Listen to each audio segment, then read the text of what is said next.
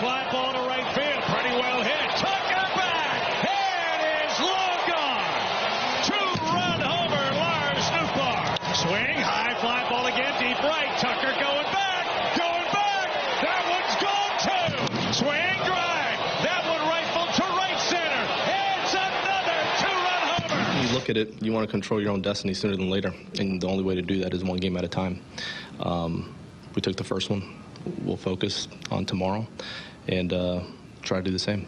That's what it sounded like last night on FanDuel Sports Midwest as the Cardinals get a big win in game number 1 of this series against the Chicago Cubs. 8-2 was the final score. Walk, homer, walk, homer, walk, homer, walk, homer. That was basically the theme of the game last night. Probably shouldn't walk anybody then, Cubs. I'd stop walking, guys. Probably a good idea. The Cardinals' big left-handed bats came through in a massive way last night. Alex, that's what offense is supposed to do for you. Takes the pressure off of your starter, takes the pressure off of your bullpen late, allows you to go to guys that are, the underbelly of your pen. Riley O'Brien, who, by the way, is awesome. That guy rocks. And Roddery Munoz were able to finish that thing out for you last night. That guy's great. okay. Keeps your bullpen in a good place for today. Has a trickle-down effect. We'll get into that here in the next couple of minutes. But Alex, your biggest takeaway from last night's Game 1 win against the Cubs was what? I thought that you told me that this team can't hit home runs. Yeah, I know. We did that literally yesterday. Both of you guys. This team can't slug the ball over the wall. Hey, I said it'd be a problem in October, not June. Wasn't a problem last night. Now I understand Ben Brown was on the mound, and poor Ben Brown, that man probably has a family, and the Cardinals just obliterated him. But he apparently doesn't know how to pitch when he's got runners on base. I mean, that was the theme from last night. Well, you should That's probably, kind of a problem. It's a big deal. If I'm Craig Consoler's pitching coach, I would have said, hey, man, why don't you stop walking, guys? Maybe you stop getting up the home run ball. But that was my biggest thing. Like, I'm watching that game while I'm doing dinner for my girls, and every once in a while you just hear Chip Carey, and that one goes. I'm like, what just happened? But it's just the power from top to bottom. Wilson Contreras went God mode for the Cardinals last night. Great. As we talked, they needed a right-handed bat to step up without Ivan Herrera, but more so, you see Burleson do it again. You see Gorman do it. You see Nootbaar. This is the potential of the offense, and it's why I've been so optimistic about it. Now, these weren't runners in scoring position. These were just get on first and then smash it over the outfield wall. But from top to bottom, the lineup is scary. And you saw how even scarier it can be when they get the home run potential in there. Yeah, my biggest takeaway is, boy, isn't it fun when they slug? No. Like, slug, baby, slug. There's a reason this formula works when they get to October. T-Bone was loving last night. Oh, Great man. starting pitching matchup. Well, great starting pitching performance, I should say, for the Cardinals. Bunch of home run balls. That was T-Bone's The only thing that was missing was a bunt single. You know? Oh, yeah. We did have a guy get Squeeze on play. and then immediately stole second the moment that he was out there. yeah. That was good. I loved everything about last night because you're right. There's a reason why Chicks and T-Bone dig the long ball because it works. Look, Fair. It's a lot easier to put up those crooked numbers on the scoreboard when you mentioned, like, hey, well, they didn't really have guys in runners in scoring position. We know who's one of runners in scoring position. When you can hit for power, it's just constant, right? So I loved what we saw from the Cardinals last night. I didn't think they'd have great power this year. I thought you could see this kind of power, though, right? You have a couple games where you can have them because Gorman, he looks like he's got his power stroke back. Alec Burleson's got some nice pop in his bat as well. Nootbaar's a potential 20 home run guy. Like, some of the guys that have been a little bit lackluster when it comes to the power this year really look like, okay, maybe now that it's starting to warm up now here in St. Louis, the ball's going to fly a little bit more. Maybe you will see them start to be able to slug the baseball a little bit more. And if they do, that will really open up this lineup and especially be a formula that can help them survive without Ivan Herrera. I think the scary part about it is I'm at the point where I don't expect this team to hit home runs. No, sure. Yeah. But they have that potential. And I guess that's the scary part about Can this. I reel us in? No. Oh, what? How is this? Every time we get optimistic, you're like, can I pull us back in a little bit? The guy who's been saying the Cardinals offense could be as great as the 2004 offense. Can I pull us back? Matt never said that. 2013 is always he the said comparison. 2004. You did go against Ben Brown last night, boys. He has a 6 ERA, and when runners get on, the lefties have like a 600 slugging percentage against him. This was not specific to the Cardinals just going crazy last night against him.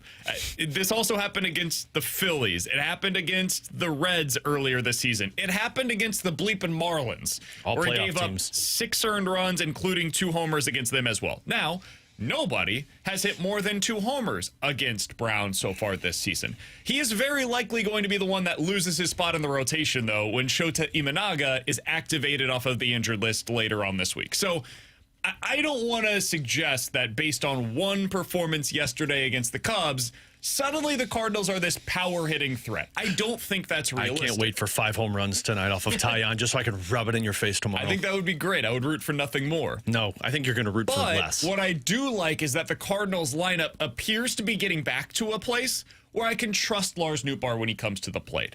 I can trust Alec Burleson when he's going out there. Wilson Contreras, it was like a 1-week mini slump. It did not look good for him. He hit a couple of homers, but otherwise did not hit anything for average. That's starting to turn as well. Nolan Arenado quietly has been very good for the Cardinals over the last week. These are all really good signs, and it speaks to the lengthening of the lineup where you're not so focused on any one individual player. And they had been pretty focused recently on a couple of individuals that had been carrying the lineup. So that, to me, was my biggest takeaway from last night. Yes, the slugging was awesome. I loved every second of it. I don't know if that's something you can sustain over the long haul. I do think focusing on 9 guys, really 7 guys in your lineup that can consistently hit, that is something that can continue to carry this Cardinals lineup. But again, regardless if you're buying into the home run, because you're right, as excited as it was from last night, I don't expect them to hit 5 home runs on, just become this powerhouse team from the plate. But the threat is there. If you go up against a guy where the matchup works for you, it seems like they have the potential to hit power. But even without the power, still find ways to generate runs. And the whole point of this series was to see how you matched up against them. Cool, you did your job. You beat up on their worst pitcher when you went up against the Cubs, and you slaughtered them. Now you go from there. If you don't hit home runs for the rest of the series, but you're still finding ways to put up 5 or 6 runs, well, then we're getting the message loud and clear from this Cardinals team. They're finding ways to create offense no matter how they have to do it. Yeah, I agree with that sentiment. Look, they're not going to be a heavy home run hitting team, but they should be able to do damage against these kind of guys in Ben Brown. Correct. Taillon, to your point, I don't expect 4 home runs tonight. Maybe 1. That might be generous at best. But when you do get these advantageous matchups, you should be able to take advantage of it. And that was one theme, I would say, from, the last 2 years. There'd be times you'd see a number 5 starter roll into town, and he'd look great. I mean, what Ben Brown looked like maybe in the first 2 innings. I was holy crap, we can't even hit this guy. At least the Cardinals now are at a spot to where they are taking advantage of it. And, I mean, you mentioned Nootbaar. His swing looks more on track now. You've got Contreras, who's been on a little bit. He had the 1 week, but had been on a heater really for the 2 weeks prior to that. The lineup looks better 1 through 7, I would say right now. It's cut off at about 8 or 9, but... Even Victor Scott has looked a little better lately. Yeah, and when Victor Scott gets on, I texted you guys this last night. It's not often he gets on. But when he does get on, when was the last Cardinal, the moment he got on, you said, that guy's stealing second base, there's nothing the opponent can do about it. Because that's what happened with Victor Scott got on last night. I went, okay, he's going to steal second. Now, I didn't expect it on the first pitch, but he did that immediately. And I knew he was going to take it. The Cubs knew he was going to take it, and they had nothing to stop him. I guess the closest thing would have been Ray Langford. It's that's who I was thinking. Early to mid-90s. Yeah, pretty good. So we're talking about 30 years since the Cardinals had a player like that at this level, right? They've had some guys that would steal 20, 25 bags, but to this degree, yeah, you're probably talking about Langford, would be my assumption there. We did get a couple of texts. 314-399-9646 is the Air Comfort Service text line. From the 314, what a difference in perspective. T-Bone had to take a cold shower before going to bed last night, and BK's heart rate didn't even go up. We also got this from the 618. Dude, BK, it's obviously not sustainable. It's not who they are, but why are you trying so hard to downplay what they did last night? Sheesh, dude, it was a fun night. I know, seriously. BK doesn't like fun. That's what we're learning here on BK and Ferrario. Yeah, tone in the office earlier. Dude has had toned every day this week, and we're only here twice. I do apologize for the tone beforehand. I do not apologize for my reaction to the game last night. It was awesome. I loved every second of it. Sure. I just don't want to... We came on the air and started talking about this power. It's they can hit home runs now. I'm not sure they actually can. I think they're still a bottom 10 team in home runs for this season. That's how I would project them the rest of the way, especially with Ivan Herrera not currently in the lineup. But... when they get a matchup like Ben Brown, who's probably not going to be in Major League Baseball tomorrow, Yeah, I think they can take advantage of that guy. I just don't think that's the way that this team will likely consistently do damage, and that's okay. They can do damage in other ways, and that's why I brought up the 1 through 7 length of the lineup. I thought I maybe presented an alternate case there. If you disagree with it, that's okay. Cliff notes if you're just joining BK and Ferrario. T-Bone and Alex are excited about the potential of the offense. BK thinks that it's just a facade and they're not this good. For the first time ever, that's the case. Yeah. All right. Other thing that I wanted to get to here in the open. Can we talk about Matthew Liberatore? No. You want to poo-poo on that too? Yeah, I was going to say, is that not sustainable also? Not at all. That was awesome. What he did last night was amazing. And at the top of the 5th inning, he secured the win for the Cardinals. Cardinals were up 2-1. You've got 2 on, 1 out. Ian Happ, the Cardinals killer, let's be honest, is up to the plate. First pitch, cutter, inside, gets him to ground out, boom, grounds into a double play. Great play defensively by the Cardinals there. Outstanding pitch by Matthew Liberatore in that moment. To be able to bear down, whether you believe in the clutch factor, Alex, I certainly know you do, or not, that was a clutch moment by the St. Louis Cardinals. They needed it in that spot. I have no idea how the game goes if they don't get that out. I don't know how much longer Matthew Liberatore goes because that inning had started to get a little extended for him. For him to get out of that moment, huge situation, that was massive for the St. Louis Cardinals. Excuse me, bases loaded. I said 2 on, 1 out. Bases loaded in that spot, 1 out. He's able to get out of it on 1 pitch. It's all right. You're not prepared. No worries, buddy. Matthew Liberatore. Now, this is where BK poo-poos all over another thing I'm about to say, probably with tone. He pitched like a top half of the rotation pitcher last night. He pitched like a stopper. Agreed. And a stopper that went deep, by the way. Did you hear him? 7 I innings. agree. Yeah. That's, for the longest time the last 3 years, up until they signed Sonny Gray, the conversations we would have is you don't have a guy that when he takes them out, he can stop the bleeding. Now you've got at least, it seems, 2 of them. And if Matthew Liberatore already went through his cold spell, his dry spell of the season, this is a 2 or a 3. This is a guy that you trust every 5th day when he takes the mound. And against a Cubs offense that you talked about it yesterday, you've got some guys in here that just punish left-handed pitchers. Man, he went out there and he dealt. That is what this Cardinals team has been desperate for. We were wondering how he was going to respond. He had that 3-game blip, Texas, KC, Toronto, where he and, frankly, the Cardinals overall were not playing well. He was not pitching well. The velocity had dropped. It was this potentially a roadblock moment for Matthew Liberatore in his quest to become a consistent starter for years to come for the St. Louis Cardinals. Looked better against the White Sox, let's be honest here. I didn't know what to make of it. The stuff looked much better, which was important, but it's still the White Sox lineup. They don't strike any fear into any opposition. So this was really the test for him. How do you look against that lineup? They've got a couple of dudes that mash lefties in there, and overall, dude, he was great. 1 walk on the day. It was right before that bases loaded situation that I just mentioned, so he was able to get out of that jam, gave you the strikeout stuff that you're looking for, just overall felt in command the entire outing. Ends up giving you 7 innings, which has this trickle-down effect of you being able to go because of the offense, that slog that you guys both loved and believe is sustainable for the long haul, for them to be able to get that out of him. And then you go to Riley O'Brien and Roddery Munoz. Now today, and for the next couple of days, really, if you're in a winning situation, 6th, 7th, 8th, 9th inning, you can go to all of your top arms now. Because of what happened yesterday in game 1 of that series, you've set yourself up now to be able to at least split and possibly take the series against the Cubs, which goes a long way toward getting back into the race in the NL Central. All of that because of the slug, but also because Matthew Liberatore put out one hell of a performance yesterday to keep the Cardinals in this thing. Yeah, he was great. And I said this yesterday when we were kind of making predictions for the game, which I was close. I said 7 for the Cardinals. I said 5 for the Cubs. But I said 4-3. It's fine. I said that he was the part that worried me the most going into that game because you had mentioned the damage that some of these guys can do against lefties in that Cubs lineup. And sure, Matthew Liberatore had a good start against the White Sox. It's hard to find a starter that has a bad start against the Chicago White Sox. But last night, I mean, to your guys' point, he came back out and he shoved. He looked great. 11 swing and miss. Velo didn't really dip on him at all, which was the concern during that 3-game blip that you had mentioned there.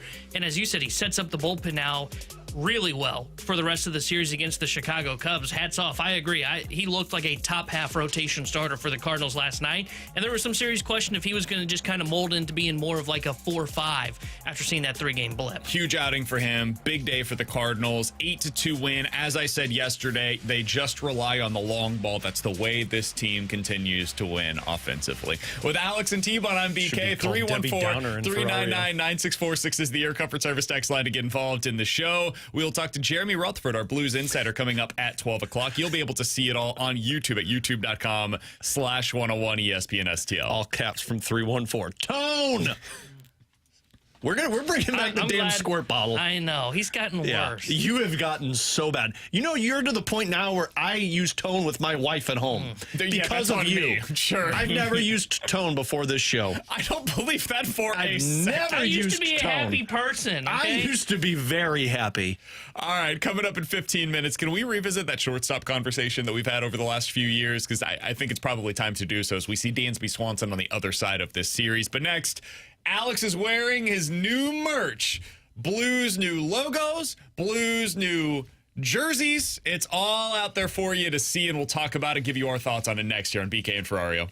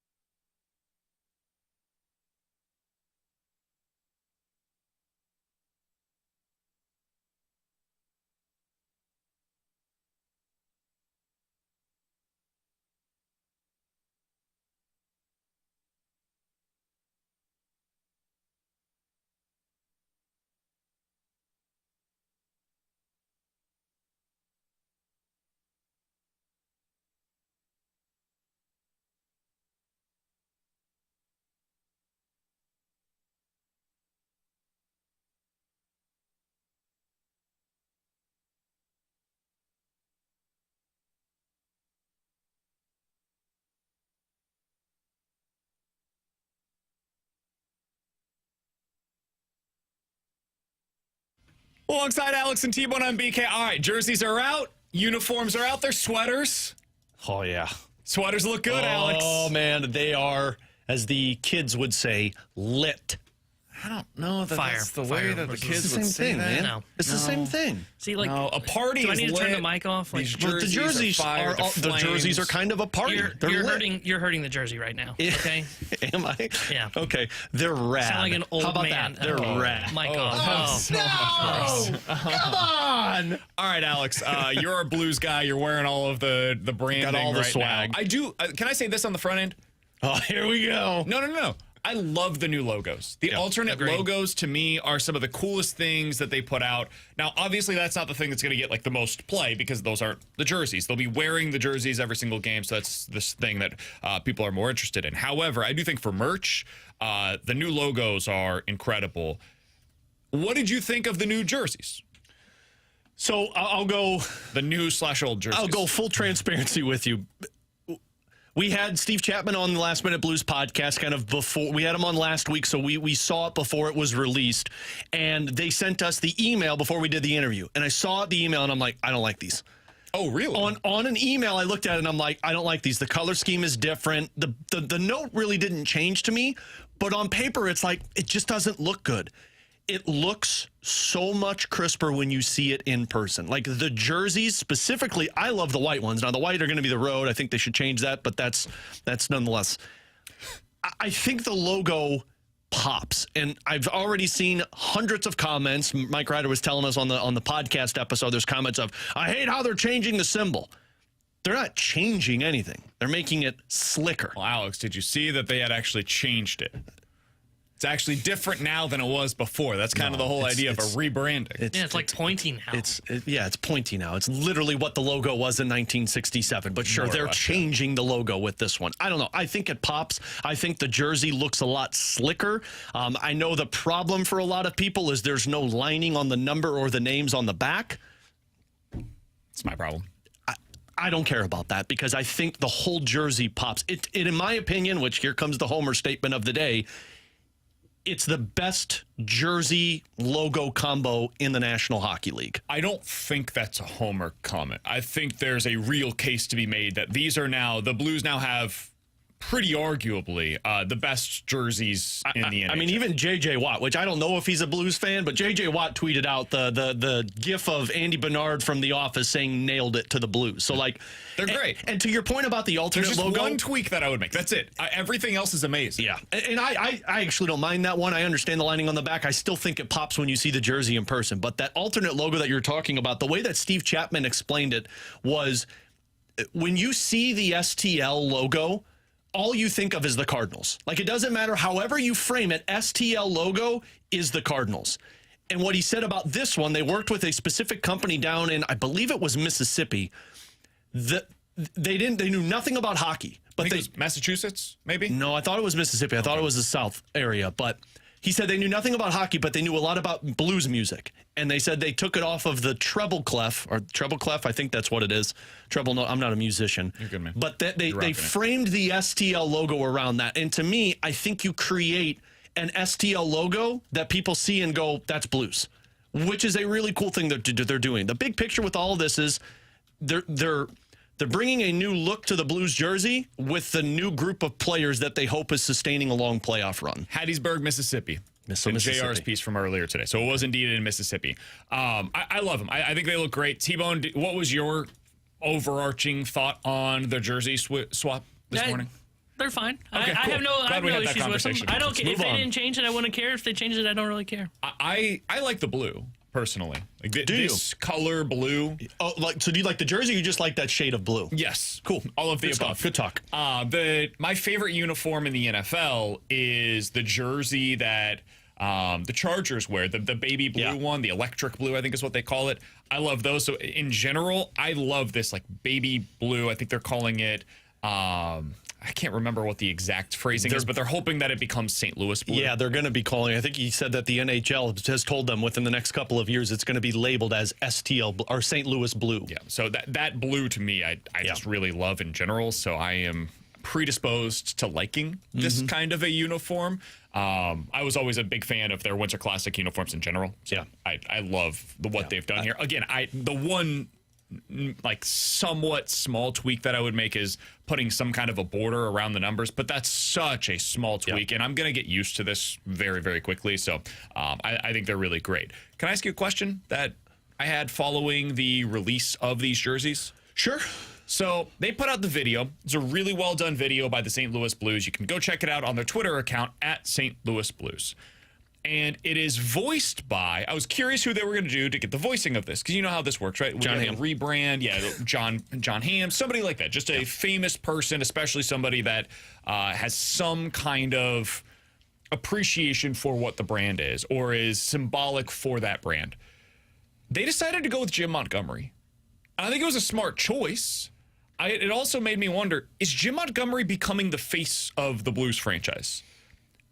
Because he's a guy that is, like, he talks to the media every day. He's beloved by this community already because of his experience here previously when they did a decent amount of winning with him as an assistant coach. He had his history here in St. Louis. He married a St. Louis woman, which helps. That means that you're already a part of our community, right? DK knows a little bit about that. I do, indeed. I'm still working on becoming a part of the community part. But one of these days, the I will Kansas be City adopted. stuff. That's fine.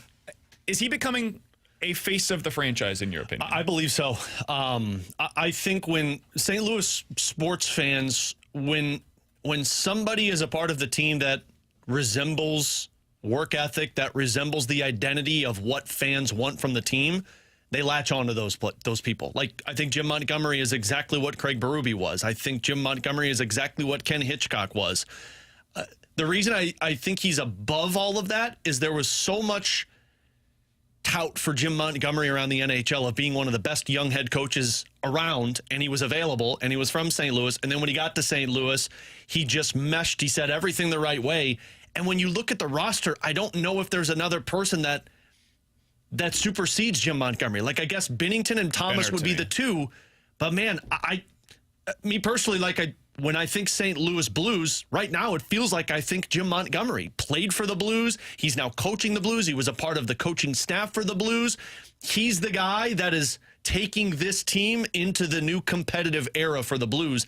It kind of resembles, and we've made this comp for the longest time, it kind of resembles what they did with Ken Hitchcock, where you brought in somebody. Now, I don't know if Hitch was as people were excited about him as they are with Montgomery because of the Blues ties, but it feels like you're entering a new era with Jim Montgomery, and that's why it feels like he's the face of the franchise, or at least one of them. I still think the guy for most fans would be Benner.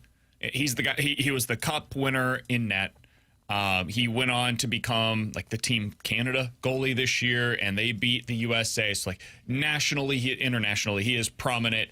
And he is your guy that makes you believe that on any given season, your team has a chance to go deep into the playoffs because of him, right? He's the one that allows you to dream a little bit in that regard. So I still think it's Benner. I also don't know how long Benner has left at this kind of a level. And so I do think there will or could be a time where Monty does become that face of the franchise. Like if you look at Carolina, who's the face of the Carolina Hurricanes? It's Rod Brind'Amour, right? That's the first guy that comes to mind for you. Yep. There are a few of those guys in the NHL, very few of them. I think it's more something that you see in college. Like it is a college thing where if you think about a basketball program, like if I say Michigan State, you don't think about a player for a lot of people. You think about Izzo. If I mention Kansas, it's Bill Self for most people. It's the coach that becomes synonymous with the program. And I think St. Louis has a little bit of that. I can't explain why. Like you think about the Cardinals, people a lot of the time would, yes, it's the superstars, don't get me wrong, but it's also the managers. Yeah. The manager became a really big thing, starting with Whitey, eventually with TLR as well. And that is, I think, partially why people are so critical of Ollie Marmol as well. But with Jim Montgomery, I think he has a chance to become, if not the face of the franchise, one of the faces that people most associate with the St. Louis Blues. I think in maybe 2 or 3 years, if he's still here, and I would assume he will be, his contract runs through then, I think there's a chance then he could be. Because I think right now he's behind two guys, and I think it's Binnington, to your point. I also think it's to Schenn, because Schenn is the captain of the St. Louis Blues. I think Schenn's up there, and he was a part of that Cup-winning team, so that's why I would throw him ahead of there. But I think he's got more staying power than Thomas. I think he is the guy that is more of a face of the franchise than Robert Thomas. Now, maybe that can change if Thomas ends up becoming a 100-point player, which he probably would have done if he stayed healthy this year, and he maybe takes on the captaincy when Shen's deal is up. But I think, to your point, I think in 2 or 3 years, there's a chance Jim Montgomery is that guy. I also think Monty's just incredibly likable. Yeah. And I think that plays into his hands as well. And he also does this thing where it doesn't feel fake, it doesn't feel forced, but he consistently, when he's talking with the media, whether it be after a big game where the fans clearly impacted the game or like leading into a big game,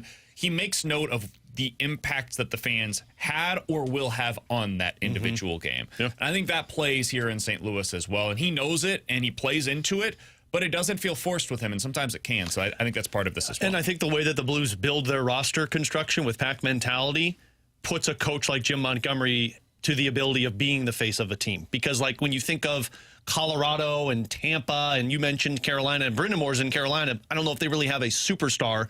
Sure. But, like, when you go Colorado or Tampa, even Florida, you're not thinking of the coach because you're going to the straight superstars. But unless Thomas gets there and Binnington isn't going to be considered a superstar, it feels like pack mentality puts a coach in the forefront. He's Alex Ferrario. That is Tanner Hendrickson, and I'm Brandon Kiley. 314-399-9646 is the Air Comfort Service text line. We'll get to questions and answers in about 15 minutes. We'll talk things over with our Blues insider, Jeremy Rutherford, at the top of the 12 o'clock hour. But coming up next, we spent a lot of time talking about shortstops in the 2022 and 2023 off seasons.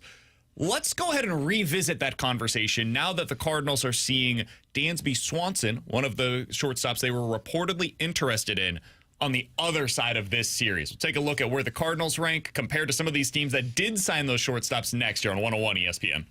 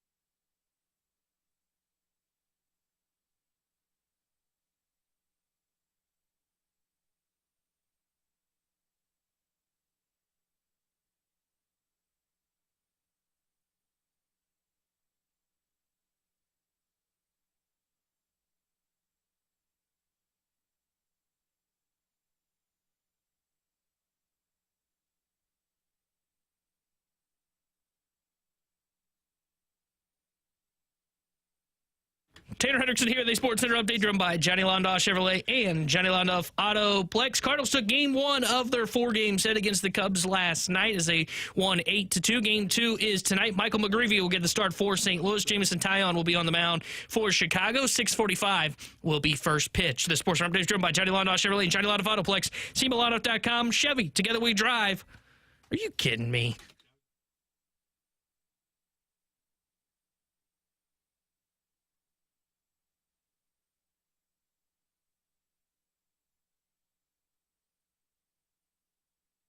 Remember all the conversations we had about Trevor Story, Javi Baez. Does Trevor Story even still play? Carlos Correa. He kind of plays. He's technically on a roster. He's been healthy this year. Why have I not even heard his name? I don't know if that's good or bad for him. Last year he He's really played got hurt. 69 games. Nice. In the last 2 years. I remember Jim Bowden came on our show, and we're like, man, should the Cardinals get interested in this shortstop market? He's like, yeah, they're not going to, but Corey Seager would look great in a Cardinals uniform. He would. He would have. He won a World Series. Really good. Didn't win right. Trey Turner, Carlos Correa, Xander Bogaerts, who is horrible. That was Alex's guy. And Dansby Swanson is also one of the shortstops. The reason I'm bringing this up, Alex, is because Swanson's on the other side of this rivalry right now. And boy, am I glad he's not on this side of it. Yeah.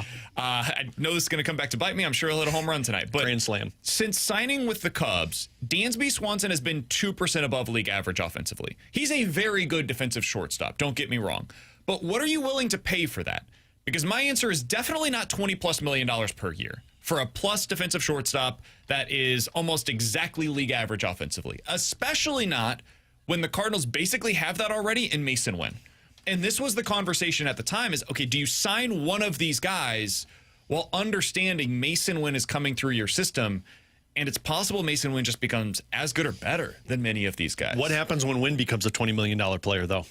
Well, then it becomes a different conversation. Right now, you can talk about whether or not you have somebody else that could replace him, or if you want to keep that guy internally. But at the time, the question was, do you go bring one of these players into your organization and potentially block Mason Wynn, or end up trading Mason Wynn for the right to pay $20 million when you already have Arenado making 35 and Goldie making 25? Does that make sense for you? You were desperate, meaning the Cardinals, at that time to get another star. It felt like they were just searching, because in the conversations that we were having, we're going into that 2023 season, and you, if I'm remembering this correctly, you had your shortcomings in the postseason, and it's like you just need another star to go with Goldschmidt and Arenado. And the Tyler O'Neill experience was gone. You were hoping that maybe something in the system, but you were like, this is the position you're weakest at. Paul DeJong is the option that they continue to go with. Go get an upgrade. Tommy Edman at the time, remember? Oh, yeah, I guess that's true. Edman was going into the next year, and it was like, okay, this guy's going to be our shortstop for right now. Yeah. We don't know what his long-term position is, but he can maintain this position for 23.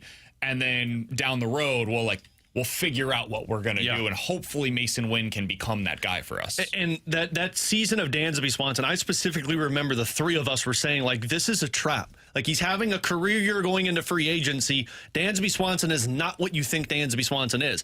And frankly, all of these shortstops, with the exception of Corey Seager, really haven't lived up to what the hype was in terms of their availability. Totally Great. Like, we don't give Mo credit in a lot of areas.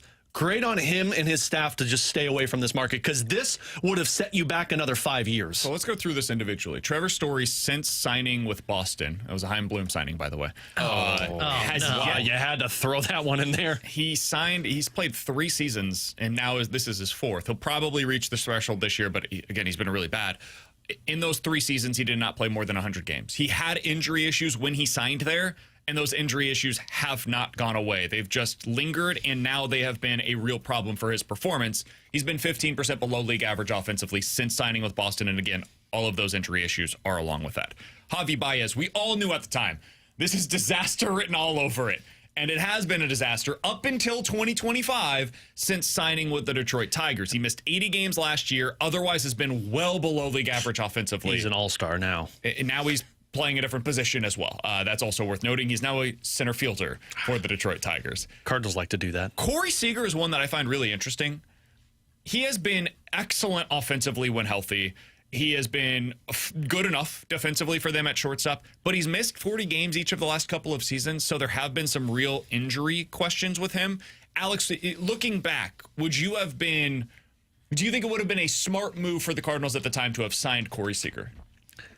At the time, I think it would have, because they were still trying to win, and that's a bat that would have come up here and strengthened your lineup. Now I think we would be looking back and saying that's a terrible decision, because Goldschmidt got old, and well, until he went to the Yankees. Arenado got old and aged out of what he was, and at some point Corey Seager is going to fall into that. So yeah, I think we probably would be looking at that contract now saying that was a mistake. But when you did the signing, I think you would have capitalized on a couple of years of potentially being better. I wonder what would have been different had they signed Corey Seager. I mean, he had an MVP season in 2023 with Texas. I'm with you. I'm saying, like, with the team. Because that's $30 million that you can't use elsewhere. So I just wonder what would have changed. And like, Wilson Contreras is not here. Well, they don't sign Lance Lynn and Kyle Gibson the one season. I don't know what their pitching would look like then. I think their pitching would have been a disaster. Yeah, So I don't think they signed Contreras. I think you're right there. The tough part is like I think they almost would have had to allocate those resources to Contreras again, because like they didn't have a catcher. Like, but they couldn't have. They would have had to make that trade. They probably would have traded for Murphy. That's probably what they would have done, because or maybe like pushed a little harder to get Kirk, or who was the guy from the Diamondbacks that they wanted? Moreno. He was with Toronto though at the time. Oh, okay. Yeah, I was going to say push for one of those Toronto guys. Because like they couldn't have gone. No, because they couldn't have gone with Kisner as catcher. Is that a bad thing?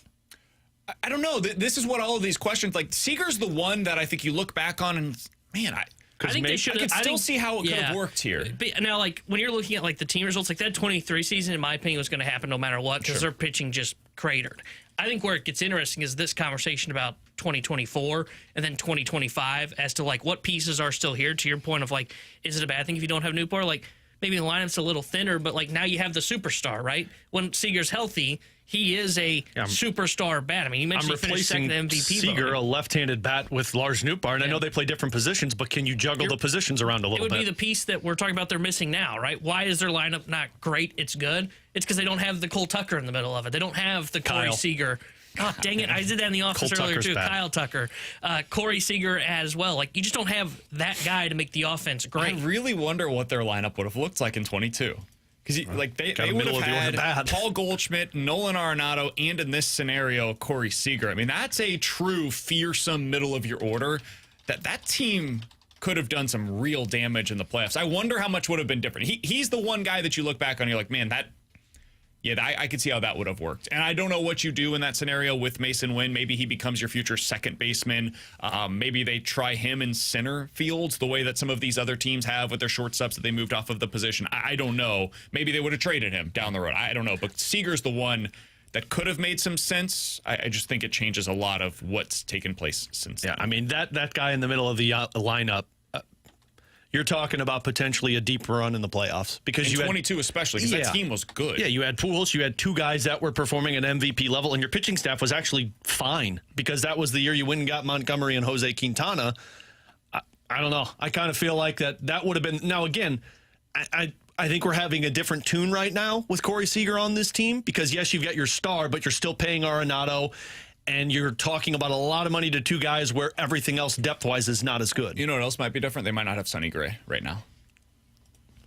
Yeah, because that money's got to come from somewhere, and that would have changed the look of your rotation. They just would have had to operate different. They would have had to trade some of their surplus of position players to help them with their catcher situation and to help them with their pitching situation. I don't know if that's a bad thing, but it would have been very different. All right, 2022. So the 21 class was Story, Baez, Seager, and technically Carlos Correa, but he only signed a one-year deal. 22, Correa's back on the market. That's the one that I was really interested in, and it was a landmine. He had termites in his ankle, and that has continued to be the case. He's just not been good enough. He's well below league average again this season. He's been like a slightly above league average hitter while being a below average defender. It wouldn't have been a good signing for the Cardinals. Good thing they didn't listen to me. Trey Turner was the one that a lot of people really wanted, and Trey Turner has been good. I had my questions about him at the time, and I still have my questions about him today. He's not a superstar in the classical sense. He's a slightly above league average hitter. He's a threat on the bases. He's like... This is going to be a weird comparison. He's like Brendan Donovan plus. Like if Brendan Donovan was faster, you kind of have Trey Turner. And that's It's a really good player. It's a nice player to have. I don't know that I want to be spending $30+ million per year on that when I had Mason Wynn waiting in the wings. Xander Bogaerts has been a disaster. Dansby Swanson has been like average, the most average of all shortstops. And boom, that's it.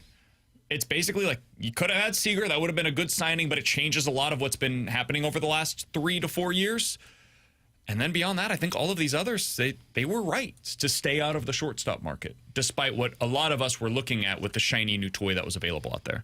I was interested at the time in Seager, Correa, and you could have convinced me on Turner. Those were the 3 guys that I was most interested in. Alex, if I remember correctly, I wanted Bogaerts because I wanted that bat. I think I even said, like, you're going to move him from the shortstop position. I can't remember but I wanted your that thoughts bat. on Turner at the time. I think you were out on Correa. I was out on Correa because of the injury. Turner I liked as well, but Turner the years scared me because, I mean, that one was like 12, and he was older than what Corey Seager was, if I'm not mistaken. I was worried how Turner would age because the speed's going to diminish at some point. He will become eventually Brendan Donovan probably.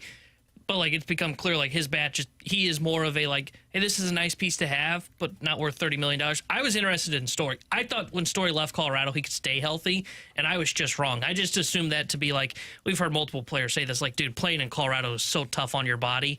I thought he would stay healthy and be productive, and he hasn't been able to do both. So I would have been the guy that signed the landmine on the show. Somebody said, take the contracts away. Which of these shortstops would you take over Wynn right now? If you're taking the contract away, I would take Seager over him. Yeah. I'd probably take Turner over him. I'd probably take Correa. I would not take Correa at this point. At this point. I like that bat, though. I think it's just Seager and Turner. I agree. Correa's bat, once upon a time, I absolutely would have taken over Mason Wynn. As of today, I probably would not. Yeah. Correa's upside is still a little higher because he's still got that in him somewhere, but eventually the injuries start to take their toll, and when they're lower half injuries, that makes me really nervous. So Seager, Turner, those would be the 2 shortstops that I would currently take over Mason Wynn. If you're telling me, though, on their current contract, who would you rather have? This guy versus Mason Wynn on his current contract? Win every day. The only guy that I would take over Mason Wynn right now is Corey Seager. And that complicates things. And for the current version of the Cardinals, where they're not spending as much, it might be Mason Wynn over all of them. Would you rather have Corey Seager or Rafael Devers? For this team, the way that it is currently constructed, Seager. Agreed. No doubt about it. I'd rather have Seager. Even if it is complicated with the money, I'd still rather have Seager over Wynn. I'll just figure out the rest from there. Yeah. I've got the superstar. You're probably trading Sonny Gray in that scenario. Yeah. Okay. Yeah, no, that's fine. We're gonna hit the hell out of the baseball now. We can't pitch it, I'm but going to say you're going to have to score 10 runs every single night, which I'm in. And they almost did that last night. With Alex and T-Bone, I'm BK. Coming up at 15 minutes, Jeremy Rutherford, our Blues insider, joins the show. Questions and answers is coming up next here on 101 ESPN.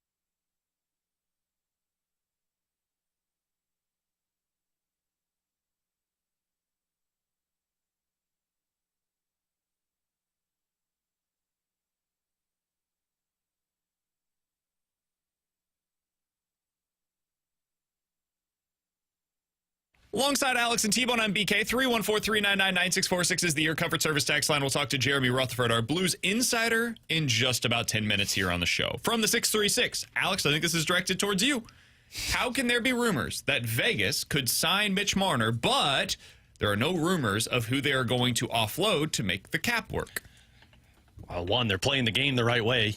You can't talk about who you're going to offload so that you can go out and sign somebody, because technically you're not supposed to be talking about signing somebody, and it takes away your ability to get the most return. I think there are rumors out there, though. There have been plenty of rumors that Nick Hague is available. I know our favorite Nick Kiprios decided to throw some gasoline on my fire by saying William Karlsson is probably going to be available, if not Ivan Barbashev.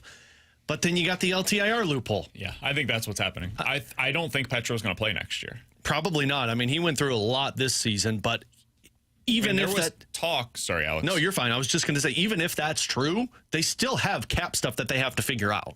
There was talk this offseason, earlier in the offseason. It kind of went under the radar. I think it was Elliot Friedman who had reported this, where as Team Canada was going through what their top 6 players will be for the Olympics next year, they weren't sure about Petro's availability. So they weren't going to put him into that top 6 because he might not be part of the roster. And he didn't. So that the fact that he wasn't speaks to this. I don't know if Petro's going to be available until very late in the season, if at all, in this upcoming year. That's all based upon the reporting that's been out there. It's, I suppose, speculation by me. But in that scenario, you've got effectively $9 million to work with. Yeah. It's a lot of money, man. And even if that is the case, I still believe they're going to shed salary somewhere. In that scenario, they'd have $18 million to play with. But I just think the Vegas Golden Knights, they're always going to have an opening at some point, whether it's the LTIR or a roster spot. And I don't know what they're going to do. But if they go after Mitch Marner, my gut tells me that somebody's going to get moved. That doesn't mean it's going to be Karlsson. That doesn't mean it's going to be Waugh. It doesn't even mean it's going to be a forward. They could move Shea Theodore if Petro decides to play and say, we need $7 million here. But they're a team to at least keep an eye on as this draft moves closer to day one of free agency. All right, from the 314, guys, do you think Victor Scott will have more than 50 stolen bases this season? What's he at right now? He's at 25? I think 22. Okay. I mean, that's just the question of, do you think he's going to get on base enough to get there? Because if he gets on base, he's stealing bases. I'm going to say yes, because they've been super aggressive with him. And they should be. Yeah, I think he gets to 50-ish. I think that's a good number. But I'll say yes, I think he gets there. I'll say yes, too. As long as he stays healthy. Oh, boy. I'll say yes. I think it'll be tight. I think he'll be on the fringe of that towards the end of the season. Wasn't this one I of your didn't realize threes? I think I said, I don't know if I said 50. I think I said 40. And like that, I feel pretty good about that one. I feel like that one's going to hit for sure. From the 314, guys, are you back on board for the Cardinals to make the playoffs? Last week you jumped off, and I'm just wondering if you jumped back on the bandwagon. We did. It seems as though you always change. We did. BK did. Cardinals, as of today, would be in the playoffs. Well, they'd be tied. I think they'd play a 163. I don't know exactly how the tiebreaker would work because it's no 163. Oh, well, no 163 it's two now. The Padres have dropped out. Yeah, there is no 163. They use tiebreakers only now. Oh, God. So stupid. That's good, though, because the Cardinals in a one-game series don't bode well. You ain't lying. At least the last few years. All right. My thoughts. I'm curious yours. As of today, would I bet on the Cardinals to make the playoffs? No. I would not. I think the Padres are a better team. Yeah. I think the Padres, Giants, and Phillies are better than you. The next 2 weeks have a real chance to change my thinking on that, and they've done a really good job of making me reconsider the possibility of being buyers or holders at the deadline. That's really what's happened over the last week, is they've allowed me to open my mind to that once again. But all of this will change in a significant way over the next 10 days, as they have 6 more games against the Cubs. That's going to sway the decision one way or the other. Yeah, I mean, if you win both series against the Cubs, then I'm going to believe you're a playoff team, because I think you can catch them in the NL Central. I don't think you're getting in the playoffs in a wild card spot. And I know the Padres have fallen out of it. They've gone into a rut, but I look at teams that have been to the playoffs, know how to get to the playoffs. The Padres and Phillies, in my opinion, are going to be there, and the Giants made the big move for Rafael Devers. And all of these teams, by the way, are going to be aggressive at the trade deadline. So if the NL Central's up for grabs, then I'll buy into them being a playoff team. But if it's for a wild card, I don't think they get there. Yeah, I would still lean towards no right now. I'm with you on the Padres. The Padres are better than the way that they've been playing. I mean, you look at them, like, it's hard to pinpoint why exactly things aren't going well for them, because offensively they've still got a bunch of guys that are above league average and are performing to what you'd expect in Machado, Tatis, and Cronenworth has been good too, and Jackson Merrill. Their starting staff's been very good. Their bullpen numbers are very good. Like, I just can't pinpoint why they suddenly have gone through a rut. Could be because they ran into this team called the Dodgers. So I would say right now, yeah, they're probably not a playoff team. And to your point on others adding in the wild card race, they're going to add to become like 92 to 95 win teams. Are the Cardinals going to do that? I have no idea. It's more likely they probably sell pieces than that. All right, 314-399-9646 is the Air Comfort Service text line. A few people have texted this in. Guys, the rumor today on Vegas is that they're potentially going to trade Tomas Hertl.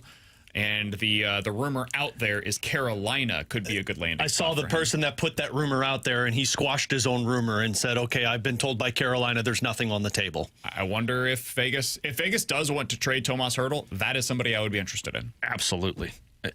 I'll say that. If they want any of their centermen to trade, they've got Carlson, Hertl, and Waugh. Any of those three, I'm fine. Part of this for me is he's making the exact same amount as Kyrou and Thomas. And he's a number 2 center for you, like clear cut. Number 2 center. And we heard Army say yesterday, hey, if we're going to trade our first-round pick, and I don't know that's what it'd take to get this deal done, but if we're going to trade that first-round pick, we're not doing it for a guy that's a rental or a guy with 2 years of control. Hurdle's got 4 years left on his contract. Suddenly, and it's a Alex reasonable deal. Offseason's looking pretty good. You had Tomas Hertl on. Well, I had a Vegas Golden Knights centerman. I remember Hertl on either of the centermen. If you were offered both for the same package, would you rather have Tomas Hertl or William Karlsson? Hertl. I'd rather have Karlsson. Karlsson's a better defensive player than Hertl. Hertl is offense. I'm in. I'd probably go Karlsson as well, but you could convince me either way. All right, coming up and 5'9" next, is much better than 8. My cap solution in my perfect offseason, it didn't work with an $8 million contract. Jeremy Rutherford, Blues Insider, joins us here on BK and Ferrario.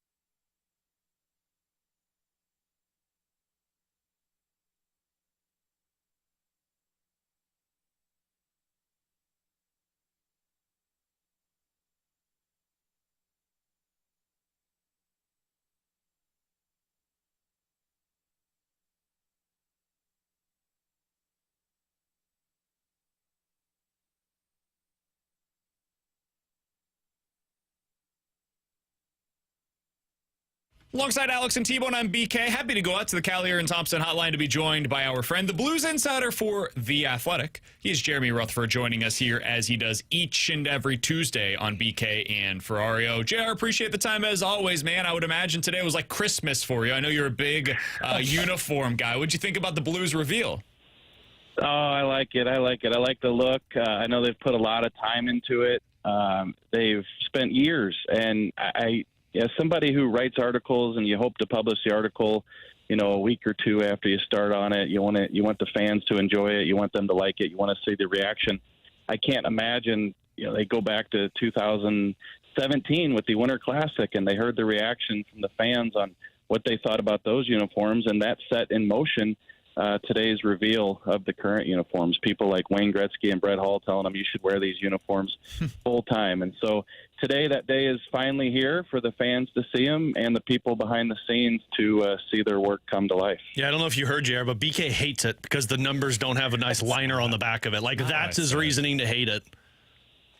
Yeah, that's one of the first things that stuck out when we saw the uniforms last week. We had a meeting with the Blues to kind of interview the people behind the scenes and get our stories ready for today at 9 o'clock. And, so you saw the numbers, and I'll admit it was different at first. But I think, for me anyway, I think that they're fine. But I also think that you can't just look at something right away and say, don't like it. And then I think it's something, when they're doing these uniforms, they got to think about not just today, but moving into the future. They don't want to change these things for several years. What's going to look good today, what's going to look good in 10 years. Same thing with the Blue Note. And, they're the ones who did the work. They did the mock-ups, and they said those numbers are what stuck out to them. So, I'll go along with that for now. And just to clear up any possible confusion here, I did not say that I hate them. I like them. I think they might be the best uniforms in the NHL. He said he's a big fan of the Kansas City Mavericks jersey in the East Coast Hockey League. Absolute words. All right, Jared, let's talk a little bit about the real hockey stuff that took place yesterday as we were able to talk with Doug Armstrong out at the Centene Community Ice Center. For you, I know you have an article up right now that people can check out over at The Athletic. What was your biggest takeaway from our conversation with Army yesterday? Yeah, a couple things. My biggest one was what he said about the 200-foot offensive player, and that was the big takeaway, I think, from his end-of-the-season press conference. Okay, who's this going to be? Who can they go out and get? Are we talking a free agent? How much money are they going to spend? If not, is it going to be a trade? We started naming players. We're all writing stories about the different options. And here we are 3 weeks later, and I don't think that Doug Armstrong was backtracking. I just think as you get closer to free agency and you're talking to agents and you're hearing these prices, it's going to be pretty astronomical, and not just for the Sam Bennett's of the world, but even the second and third tier guys. And the reason that is, I'm sure you guys have talked about it, is that the cap is rising dramatically, and it's at 95, and it'll be at 113 in a couple of years is the projection from the league. And so what happens is these players and the agents, they want a contract that not only looks good today, but they want a contract that looks good in 5 years too. And so they're projecting out salaries that they think teams can still afford even in a couple of years when that cap goes up. And so as Doug Armstrong put it yesterday, he said, you've got to bump your offer 20% just to be in a conversation where they can still tell you no. So, are the Blues in a situation where they can afford a second or third tier guy who's going to make more money than some of their top guys now? I think that's what the Blues are facing heading into free agency. It's kind of why, JR, my big takeaway, which might just be a tinfoil theory, was I don't know if the Blues are going to be players in free agency. I think if they're making an upgrade, it's going to be via trade. Yeah, and I think that's what I came away yesterday thinking too. Also, you got to leave some room for the management speak. And, if they look at these situations, sometimes they're honest and tell you, hey, we don't see ourselves being players in this. And then all of a sudden you see on July 1st, some of these same general managers would turn around and sign one of these guys to a big contract. But, Doug Armstrong seemed to make it pretty clear yesterday that he said he thinks the headlines coming out of July 1st are going to be along the lines of, I can't believe that guy got paid that. The other problem is that some of these centers that could have been available, and we asked Army on our show yesterday, is that the spot that you're kind of pinpointing as the easiest place to upgrade? He said, yeah, it's center. You look at what the centers were that are available and what they are today, the list looks a little bit different, and Bennett is probably going to be one of those that ends up re-signing, it seems like, with this team as well.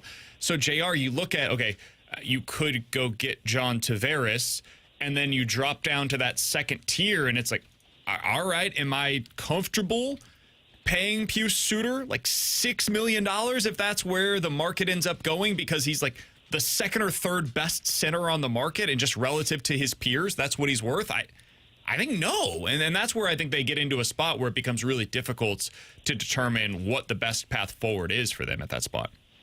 Right, and I think what it comes down to then is if you don't want to overpay for a guy who's a middle six and probably a third-line center, and so I think it points to Braden Chen coming back and being your second-line center, which, to me, that's not, a bad option, especially with the way he played with Holloway and Kyrou last year. If you can find somebody to supplant him, then great. If you can't, then you find somebody who can come in and play the third-line center, which is what I really think that they need. Like, I just don't know that Oscar Sundqvist is a guy who can handle 75 games and produce in that third-line center position. So I think they're going to need some help there, whether it's Dvorsky at some point or not. So if it's not in free agency, I think they're going to have to find something in a trade if they don't think Dvorsky's ready. And certainly those trades are hard to predict, especially with Doug Armstrong. Jared, the other big topic that Doug Armstrong talked about yesterday with us was the potential of an offer sheet for Joel Hofer. Do you get the sense that he could be a trade chip for the Blues if they want to get aggressive to go get that upgrade at center? I don't think so. That's not to say that can't happen. I don't think so because, who are you going to get to play goal? I think that they've been grooming Hofer to be the starter whenever Binnington leaves, whenever that is. I don't think Colton Ellis has played well in the minors, but I don't think they have a surefire guy who's going to come in and replace him. Sure, you can go into the goalie market and pay somebody, 1.5, whatever, to come in and be the, 33-year-old backup behind Jordan Binnington. But I think that you need Joel Hofer in this system to be the next goaltender of the Blues. And, so they do have some trade chips, and they do need to go out and get a center. I personally don't think that trading Hofer is probably the way to go there. And then with regard to the offer sheet, how about that conversation yesterday?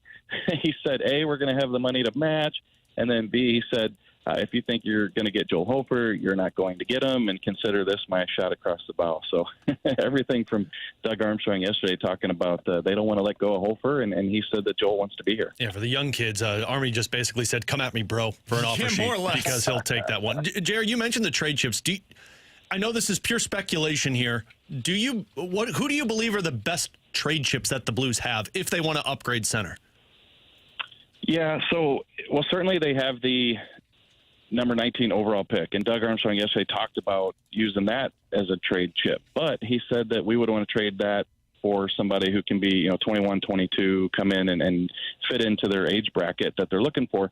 He said they don't want to sign a guy, 30s, with maybe 1 year left before he's unrestricted and then lose that guy in a year, and then you just lost your first-round pick. There's guys like, Charlie Coyle, I think, is a free. There's guys out there who could come in and be that guy. But I think that they might not fit the description that the Blues are looking for. So to me, if you're trying to find somebody to be, a second or third line center, and if you're the Blues trying to find somebody that you're willing to trade, I don't know that you have many guys on the current roster that you'd be willing to lose in that type of deal. And I'd wonder which young prospects they'd want to move at this point, because I think with a lot of them, like the Bolducs, obviously Snuggerud you want to hang on to, Dvorsky, Stenberg, Lindstein. At some point, I think they're going to have to move one of those assets, but I don't know who they'd be willing to move to try to bring in that center at this point. JR, we have 1 week. By the way, we're talking to Jeremy Rutherford, Blues insider for The Athletic, for just another minute here on BK and Ferrario. We had 1 week until July 1st. Are you excited for the possibility of not having to talk about Jordan Kyrou trades any longer? Yeah, how about that? Yeah, so that no trade clause will kick in. We've been saying July 1st, but I think each contract is different. I think Thomas's kicks in on the 1st, but Kyrou's is the 30th, so 1 day sooner. Wait, Kyrou's is on the 30th of July? Is that true? June. June. Okay, God, I was like, are you kidding me? I gotta go a whole other month of this crap? Hey, and listen. This is just this is the reporting by the Puckpedias and the cap wages. They've both had it listed, and they're usually pretty reliable with that stuff as June 30th for Jordan Kyrou. So again, only a day earlier, not a month later that we'd be dealing with. As one fewer shows that we get out of it. Yeah, But I did ask Doug Armstrong yesterday. You guys were there. I said, hey, listen, I'm not going to answer a question Of course. specific to try to move Jordan Kyrou before the trade clause kicks in. But I just said, hey, big picture, like, what do you do? Do you evaluate how is this player fit into the team's future moving forward? Like, is Kyrou a player they definitely want to be a part of this moving forward? And if he's not, do you get that deal done before that no trade clause kicks in on June 30th? Sorry, and say, that's a move that we have to make before that no trade. And he said, I think we're getting a management speak answer here, but he said that, that's just part of the process. So if they want to move him, if they don't feel like, they want that to kick in and have to deal with getting his approval on a trade, I think they'll try to do that before the deadline. But, what percentage of that is are we looking at? Probably not that big. And we'll see as we get closer to it, like you said. Have you seen the latest on that, JR? I don't know if you're following these rumors and innuendo as much as we are, but there's an Islanders conversation that's being bandied about on the internet right now, which obviously means it's 100% accurate and definitely going to happen. Right. The Blues are potentially, according to the internets, going to trade Jordan Kyrou to the Islanders for Noah Dobson. Well, I've certainly seen that rumor, and Noah Dobson is a really good, still young defenseman in my mind, and somebody who could certainly help the Blues. And I think that, I do think this. I do think the Blues, and I've written this, so it's not like I'm saying this here and haven't written it, they've considered trading Jordan Kyrou in the past. And, I think there's been framework. I think there's been talks in the past, and it didn't come through. So I don't want to say, when I say the percentage might be small, that there's a trade before the no trade clause kicks in. I don't want to say that it can't happen because it certainly can, because we know in the past that they've made that effort. So we'll see what happens. But, Dobson's a name that's come up a lot, and, is somebody I think the Blues like and would like to be part of their future in that age group. Interesting. Noah Dobson expected to command more than $10 million per season, Alex, on his next I'll contract. save my thoughts for later. JR, appreciate the time as always, man. Thanks so much for hopping on with us today. We'll talk with you again next week. July 1st. Yep, thanks, guys. No, June 30th. Next week, though. Oh, okay. July Cool. 1st. Jeremy Rutherford joining us as he does each every hung up Tuesday already here on BK and Ferrario. That Dobson thing's interesting to me. It's interesting. I don't know why that would make sense for the Blues. If you're giving up... Do you want to talk about it? Do we have time? We can do that on the other side. Oh, I got a little breaking news in the NHL. Do you? There's a first-round pick that was traded. We'll get into that. We'll give you some thoughts on the possibility of the Blues kind of changing the look of their roster coming up next year on 101 ESPN.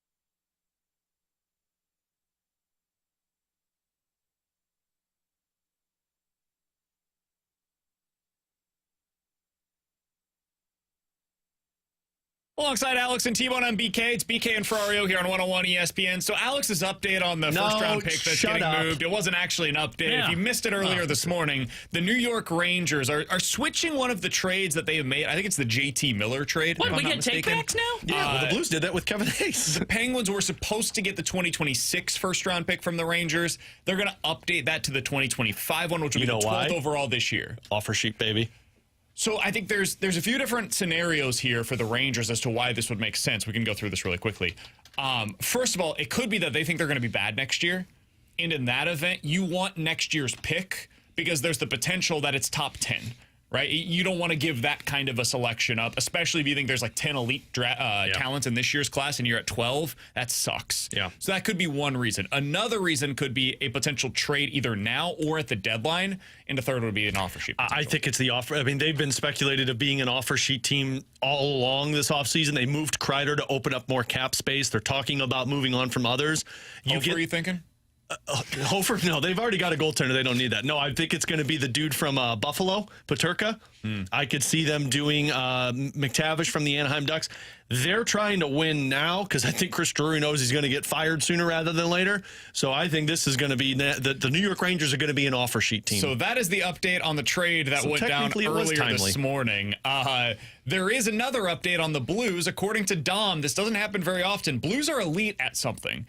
According to Dom over at The Athletic, we did yesterday the ranking of the centers, the center depth for each team in the NHL. The Blues, I believe, were at 19 on that list. On the wing, I didn't have to scroll down very far to find the Blues. Number one, best winger depth in the NHL right now, Tampa Bay Lightning. It's not really all that shocking. Number two, also not surprising, the Florida Panthers. Number three, Winnipeg Jets. the St. Louis Blues. What? Are third best in the NHL with their winger depth. And he goes through and says basically like, hey, listen, they've got a lot of really good players, and then there's Jordan Kyrou, who might be shopped around, but if he's there, Blues are a top three in their winger depth in the NHL. That checks out compared to the conversations we've been having where it's like, man, where do you fit somebody else? There's really no need to upgrade on the wing. It's just down the middle that you're looking to upgrade. Alex, this all comes back to Jordan Kyrou, though. The conversation that we have been having, and as JR just updated us, I honestly had not seen this previously. According to JR, and he saw this over on Puckpedia, the no trade clause, the full no trade for Kyrou kicks in on the 30th of June. So we are 6 days away from that. If he is not traded before that trade clause kicks in, I would be very surprised if he is traded, because then you lose all of your leverage to be able to negotiate with any team in the NHL. Kyrou could then handpick where he goes next. He is a hugely valuable trade chip right now because look at the guys that are on the market this offseason, what they're likely to command, and then look at their production compared to Kyrou.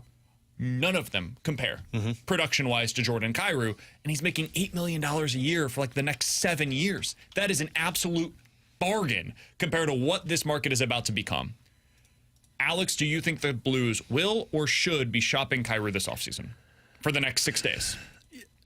I think you should always do your due diligence with this. I think to Dom's point with being third best in wingers in the NHL, that's their strength right now. You've got offense on three lines, but none of that matters if you don't have quality centermen, and that's their area of need right now. It's why the Noah Dobson thing is kind of like, this doesn't make any sense. You're trading a 37-goal scorer for a defenseman. Yeah, it makes you maybe elite defensively, but I mean, I don't think Noah Dobson's this all-around shutdown defenseman that's worth $10 million. So I don't understand how that makes you better. Are you trading Kyrou to go get an elite centerman who can be a 1-2 punch with Robert Thomas? Now I'm listening. Because I think... Just don't know who that guy is. I don't either, and that's the hard part. But I think Dylan Holloway, on top of having Zach Bolduc's breakout second half, on top of seeing what Snuggerud could do in a small sample size, does make Kyrou expendable. You've got a lot of guys who can provide offense for you. Now, are these guys 37 goal scorers? I don't know. That remains to be seen. And you don't want to take a chance of making a mistake of trading a 37 goal scorer at $8 million to go out there and get a centerman and hope that your other wingers be coming and all of them are just 20 goal scorers. Plus, Dylan Holloway, if he gets to be a 37 goal scorer, he's going to command more than $8 million. If you could go out there in the unreal world of sending Kyrou to Vancouver to go get an Elias Pettersson, or find me another centerman that's at that elite of a level who is at the right age that fits into the next 10-year window for the Blues, then yeah, I think you should listen to Jordan Kyrou potential trade. But I don't think any of these guys are out there. And I'm not trading all these centermen that we've brought up. I'm not trading Kyrou for Shane Pinto. I'm not trading Kyrou for William Karlsson. I'm not trading Kyrou for any of these second or third line centers that you'd have to squint to see if they're a second. I am trading him because I am getting a clear-cut number 2 center that I know is going to provide me 30 goals, 70 points. Can I read you the list of names? We can go through these really quickly. The list of names that are available on Chris Johnston's trade board, Nick Kiprios' trade board, and these are centers or defensemen, because those to me are the 2 spots where the Blues could conceivably use Kyrou as a trade chip to upgrade, okay? You guys agree with that? Sure. Let's do these real quick. Would you say this guy is an upgrade for the St. Louis Blues over Jordan Kyrou? Okay. Charlie Coyle? No. Jared McCann? No. No. Jean-Gabriel Pajot? No. Morgan Geekie? No. Martin Necas? No. William Karlsson? Hold on. Pause on Necas. Well, no, we moved on. No. No. Pause I'll on put a pin Necas. on it. William Karlsson? No. No. Dawson Mercer? No. No. Ross Colton? No. No. Andrew Kopp? No. Rasmus Anderson? No. Bowen Byram? No. Nick Hague? No. Noah Dobson? No. Keandre Miller? No. No.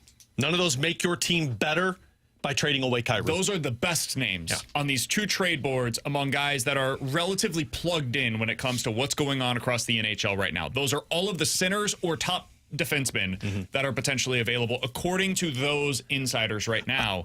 It's hard to find the trade. I said put a pin in Martin Necas because if you believe that Martin Necas is a quality centerman that you can get the best out of, 2 excellent organizations have said no, he's not. yeah. And The Carolina he has proven Hurricanes know how to put players in position to succeed. And the Colorado Avalanche have certainly done that as well. Yep. And both of those organizations have said, really like the player, don't think that you're a center. even if you believed it, even if Jim Montgomery said, yeah, I can make him a centerman, and Martin Necas said, I'm willing to listen. The best he's been is a 28 goal scorer and 70 points. Kyrou's 37 goals and 75 points. Like if you want to call up the Islanders and get Barzal, let's do it. If you want to call up the Rangers and get JT Miller, let's do it. These are obvious upgrades.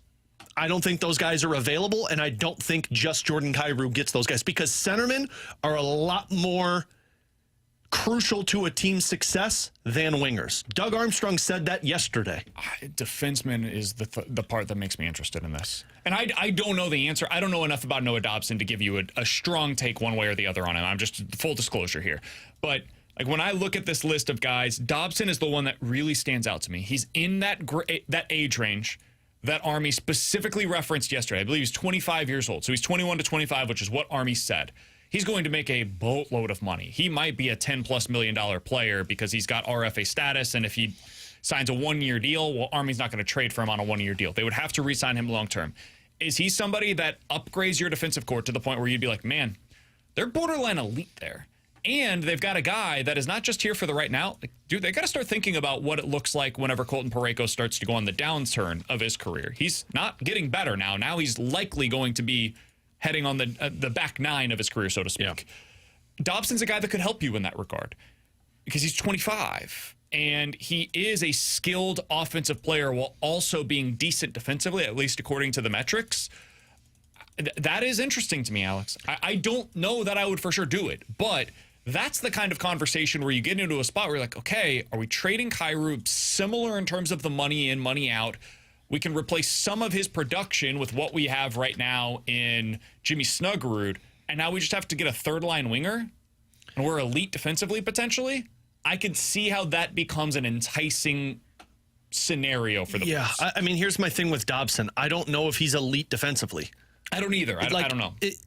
Ask yourself, because we talked about the measurement. Doug told us at the exit interviews, 5% better. Are you 5% better getting Dobson and taking Kyrou out of this lineup? Are you asking me for the regular season or the postseason? Because I think that's where the conversation becomes really interesting. As we have seen in recent seasons, the teams that win the Cup look similar on the blue line. And Dobson looks like a player that could be on a Stanley Cup contender blue line. I don't know if Kyrou does. That's my honest answers. I don't know. I'm with you, and I don't know if Kyrou, I've said it already, I don't believe Kyrou is a performer in the playoffs for you. I think he's a secondary piece, and you need a better piece than that. But I don't think a defenseman does that for you. Like, yes, he has scored 10 to 13 goals in a season. But the year that he put up 60 assists, because that's where everybody's looking at, you know how you put up 60 assists in the season? Somebody's scoring goals for you. No doubt. And I don't know if you're scoring as many goals without Kyrou. Kyrou scores a lot of his goals at even strength. I would also add this. Maybe in this system, he looks even better. Because Dobson? Cam Fowler was not the player in Anaheim. Now, it's a different situation in New York, don't get me wrong. But it might not be as good as it is here. Cam Fowler, when he was in Anaheim, was not this. He gets here, fits into the situation perfectly.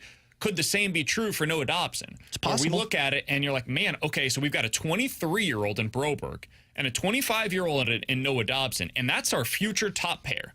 And right now they're playing for us on the second pair defensively, and on that top pair we've got Parayko with Fowler.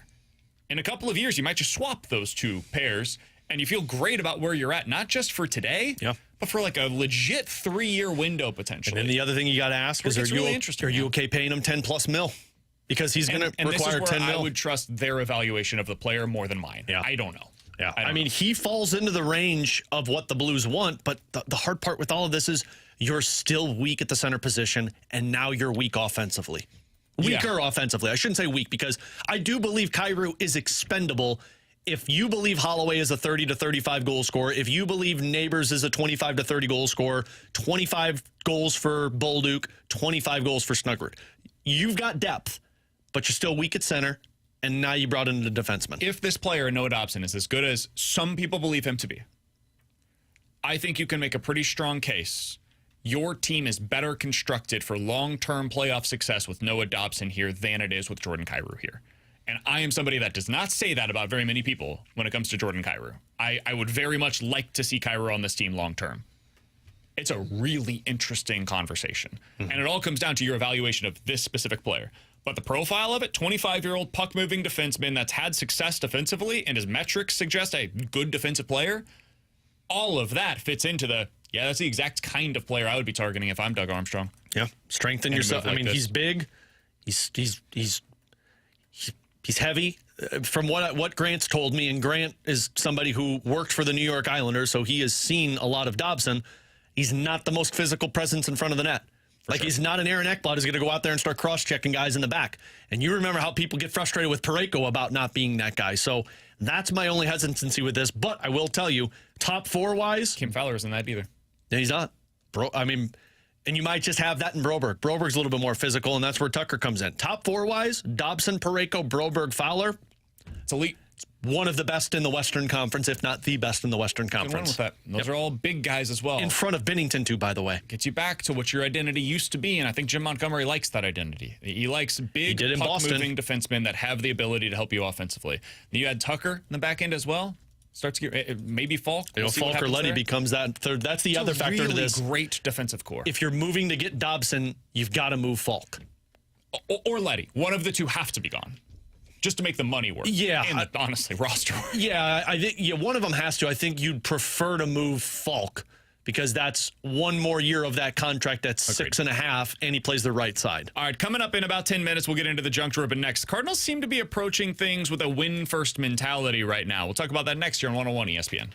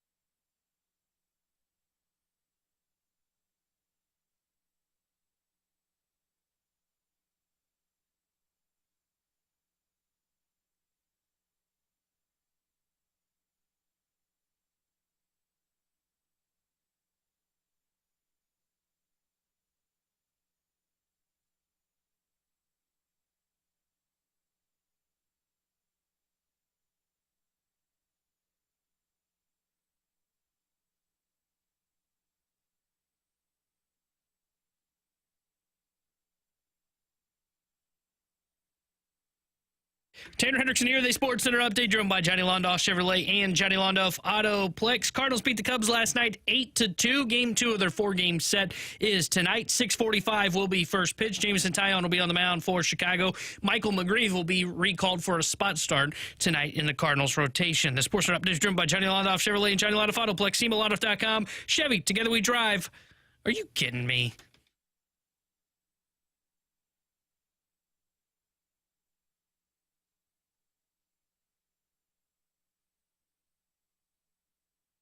All right, this is T-Bone's segment, so obviously we gave it exactly 5 minutes to be able to discuss the Cardinals' current approach to their win-first mentality. T-Bone, there was a really good piece by Katie Wu over on The Athletic earlier today, and she talked with Ollie Marmol about the way that the Cardinals are approaching things right now, specifically with Alec Burleson, and what that means for somebody like Jordan Walker, for example. And Ollie, I'm summing this up here in my own words, but he basically said, listen, the guys that are hitting are going to play. We're at a place in our season right now where we've got to play those guys. They are getting rewarded for the production that they're putting on the field. What did you make of this, T-Bone? As you were reading the comments and you're seeing the way with their actions, not just their words, they're approaching things right now. What did it say to you? I think it's their official pivot to, hey, this is no longer just a runway creating opportunities for guys. And I think this is the official pivot to, this is about winning for 2025. These moves now, these decisions that we are making, at least on the big league roster, are we're going to play the best players that give us a chance to win night in and night out. And I think what that means is Walker's the odd man out now. Until somebody cools off and then they're willing to kind of pivot away from him, maybe Burleson goes through a rough stretch, 10, 15 game stretch where it's like, whoa, wow, that is bad. Then maybe you pivot back to Walker, see if you find something.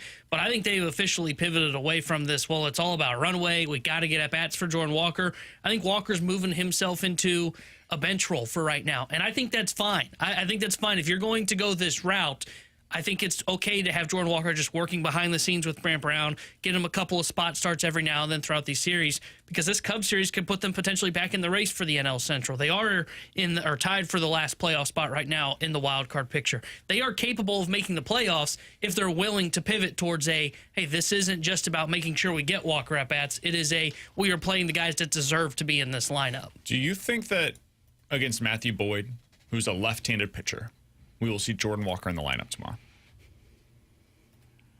Yes. I don't know who they will pull out, but I think yes. Probably Gorman. That's who I was kind of leaning towards. I think you might see Scott come out for him. But I don't know if they want to put Nootbaar in center. And if you're trying to win, you want to keep Scott in center. He wins you games in center field. I think Gorman's the one that comes out. Gorman's been fine against lefties. Yeah. I wonder if it's Nootbaar maybe. They do, because he's not all the way back yet. I mean, his at-bats look better. Maybe you just give Nootbaar a day off. That might be how they do it. Because I think it's either one of Newt or Gorman. Because Burley definitely is not coming out the way he's swinging the bat right now. And Donnie has no real splits there. I think he plays against Boyd. I think you'll see him get spot starts against lefties. Okay. I think they clearly don't want him to play against righties.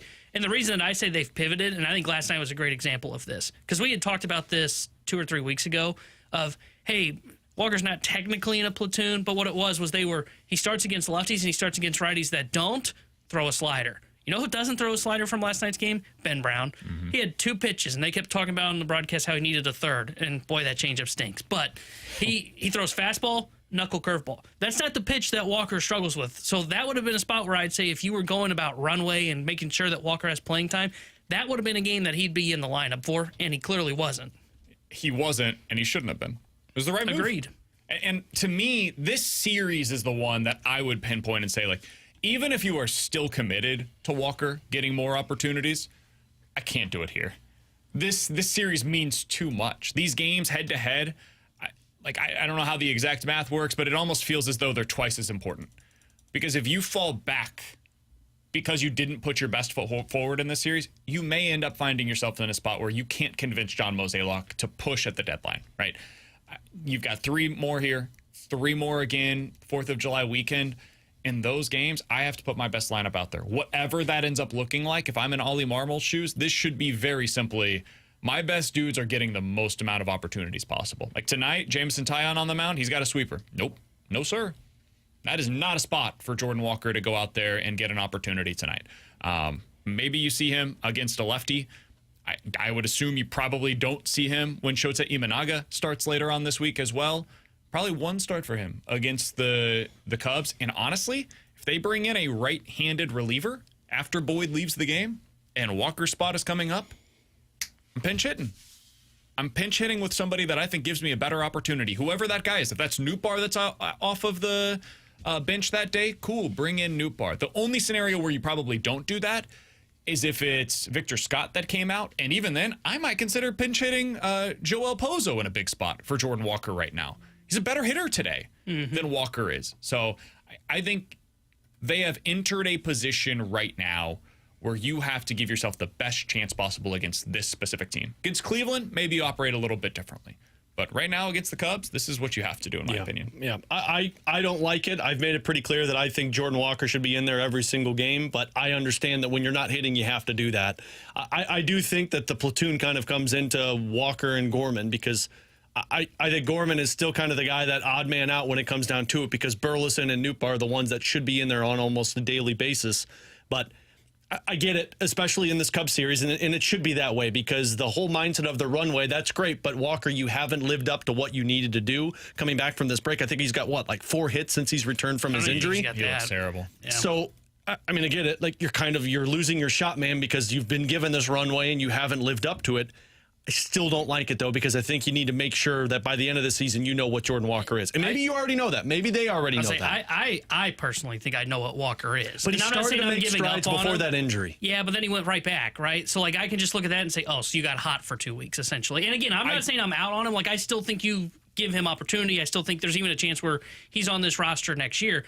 But, for this year, it's clearly not clicking. And to me, he still has a role in this series, right? And it's not to be a starter. Dude, you're now a defensive glove. And now think about where he's come from here, from where he was when we first saw him in 23 defensively. If they have a lead late in the game and it's, 3-1, it's the 7th inning and Burley just took, or his 8th inning and Burley probably just took his last at bat. Yeah, I'm going to Jordan Walker in the outfield. He is now a defensive replacement for Alec Burleson, and that's fine. I think it's okay to adjust his role for this season and continue to work behind the scenes to work on his bat, because I've said this before, and I still do believe this, even though I'm losing faith in the player himself. This is the kind of prospect that lives and dies in your system. Jordan Walker's either going to reach his potential here in St. Louis or he's going to flame out here in St. Louis. And the reason why is because I saw a highlight yesterday of James Wood. He's a lefty, but he's a power bat for the Washington Nationals. He was kind of the prized possession, or one of them at least, in that deal with the Padres whenever they sent Juan Soto out there. And James Wood is amazing. James Wood is 6'7". He's 250 pounds. He's a massive human being. And I remember last year when the Cardinals played against the Nationals, I watched him and I was like, that's a baby deer out there. I don't know that this is going to work at this level. And he started to get hot down the stretch and it looked better. And then this season he came in and he looks unbelievable. He looks like one of the best players in Major League Baseball. He has, I think it's 22 home runs so far this year. He plays decent defense. He's just an absolute stud at the plate right now. You can consistently watch their games. You're like, that guy's coming up. Something crazy is about to happen. And it does. That's what I thought Jordan Walker was going to be. And it didn't take long for James Wood to become this. They were similar in terms of their prospect pedigree. They're both extremely long, athletic, strong players at the plate. It's gone one direction for James Wood. It's gone a very different direction for Jordan Walker. There was no way to know that this was going to happen, but that's why you keep the light on for Walker. It's why I'm not completely out on him, even as of today. It's because you still have that potential upside in him, and I don't know how many players on this team have that, man. If we're talking about just like that superstar level talent where you could be a 270 plus hitter with 30 plus homers, fearsome, and then now plays above average defense in the outfield, it's a really short list of guys anywhere in baseball, much less in the Cardinals organization, that have that kind of upside. Walker still has that in him somewhere. It's just a matter of accessing it, and for him to stay off of that low and away slider, I don't know if he's ever going to get there. But that 5% chance, if that's where you think it's at, it's worth holding on to for a little while longer. I agree with their plan right now. I do also think that Jordan Walker eventually will get some more opportunities here in St. Louis, even if that time is not right now. And I'm glad the Cardinals are operating this way. I do think it's the smart thing to do, even if it means Walker is the one that has to sit on the pine for a little while. Coming up in about 10 minutes or so, are Cardinals fans still hesitant to truly buy into this team? I know it's hot as hell outside. I'm not blaming any of you for not going to the game. I was just a little surprised by the attendance last night. Again, not blaming anybody, just surprised by it. I do want to get some of your thoughts on whether or not you are willing and ready to buy into this team now that they're continuing to impress, even against the Cubs. We'll do that in 10 minutes. Junk Drawer coming up next here on BK and Ferrario.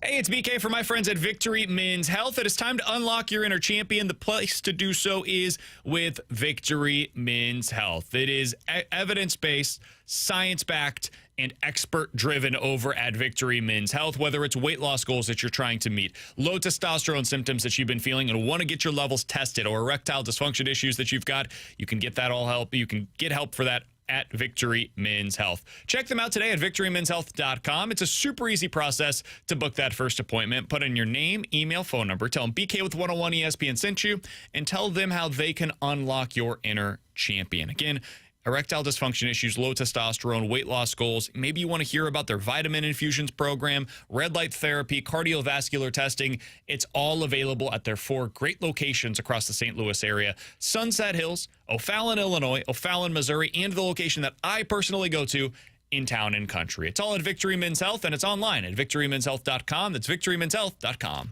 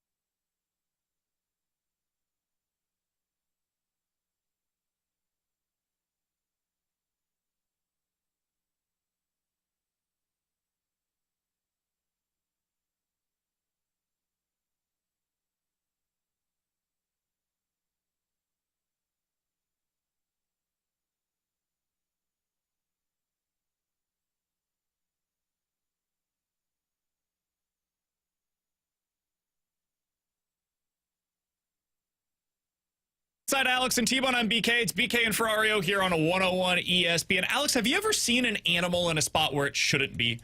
Like a squirrel in my cow attic. driving. I made sure he wasn't ever in there again. A cow crossing the road. Like when a monkey escapes from the zoo, something like that. Something along those lines. No, but I've seen a lion roar, and it was magical. I saw a bear in my. I believe it. It's amazing. I saw a bear near my grandparents' house. Did once. you? Yeah. I see a bunch of deer by my house, but that's not anything surprising here in Missouri. No, they don't belong there. Get out of here. What, the bear or the deer? No, the deer. No, what? Get out of here. I think they belong. No, they eat my flowers and plants in the back. Now that is a problem. So frustrating. Son of a nutcracker. The reason I ask is because animal rescuers were called to Buffalo Wild Wings in Iowa. Was there a buffalo in there? There was a live chicken. What? Oh, well, It definitely doesn't belong They had to get, well, it kind of does. I mean, there's only one way to serve the Buffalo Wild They Wings. tweeted out, the officials did, "What the cluck? Talk about a chicken on the wrong side of the road." Great PR. Nice. That is pretty well done. And then did they take a picture of it like in a pot or something? It said, "Come in for your fresh wings." I mean, PETA would be very upset about that. Yeah, But suddenly you see them in the fryer. That's not what you want, man. You've got just like feathers flying everywhere. some PR person or media person is like, "This is going to be great, guys." And then a lawsuit envelops. It's a terrible idea. Still, though, like...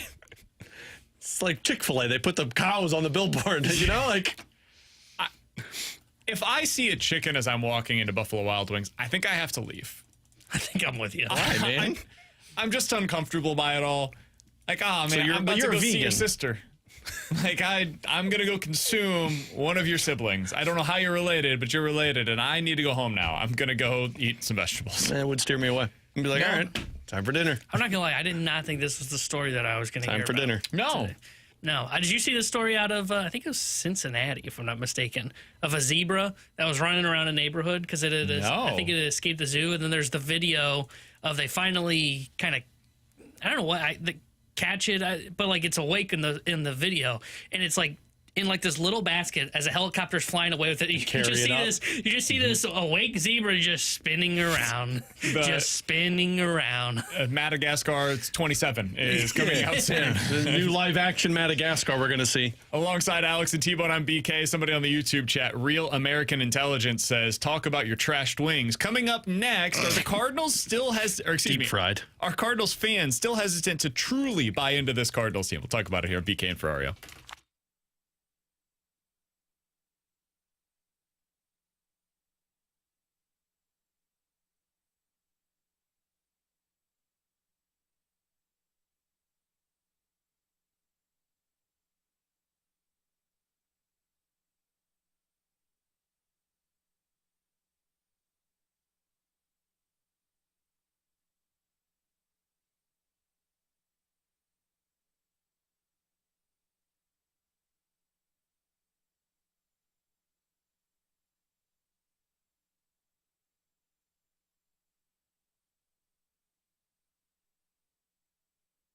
Alex Ferrario with you to talk about my friends out at Rhino Shield, and they wanted to give a shout out to RF Me and MC Mechanical Services, a company that is now using Rhino Shield's work for the exterior of their business. And any business that is out there right now that needs a new look, that just looks worn down, it's got the paint peeling off, it's got water damage on the side, that's not the look that your company wants. No, you want a fresh new coat, the coating of a Rhino, and that's where Rhino Shield comes into play. What they use, it's engineered to outlast paint. It's an 2 to 3 coating process that sticks 8 to 10 times thicker than paint. It's 100% waterproof. It deflects 90% of the UV rays. A lot of businesses around the Missouri and Illinois area are using Rhino Shield's work. It's all backed by a 25-year transferable warranty. Call Darren today. Tell him Alex Ferrario sent you. He'll come out. He'll give you the quote. He'll give you his estimation of what he thinks would work best for your home or your business. And whatever type of siding you have, it will stick to it. So give Darren a call today. Again, 877-25-RHINO. Tell him Alex Ferrario sent you.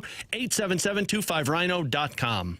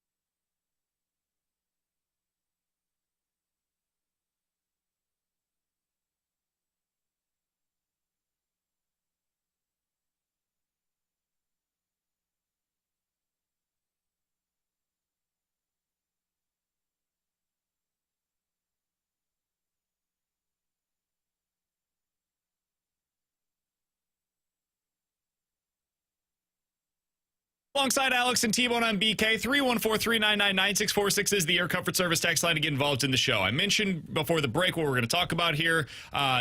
Listen, this is technically an attendance conversation. I don't really want to focus on the attendance too much, though, because it goes well beyond that. The attendance last night, 27,000. It was hot as hell. It's miserable outside right now. I get why any of you didn't go to the game. I was a little surprised it was that low for a Cubs series.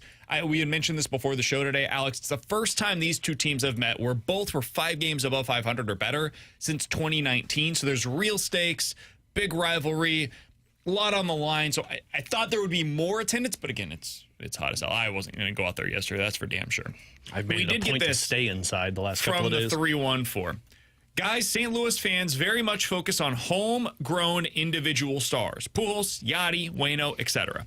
The Cardinals have a couple of potential future stars, but none of them are currently stars. Look at the jerseys that you see worn by fans at the games. My guess is you'll see a lot of former Cardinals star jerseys. That, again, comes from the 314. I think there's a lot of truth to that. I did hear this the other day from Miles Mikolas leading into the series against the Cubs, and I thought the quote was interesting.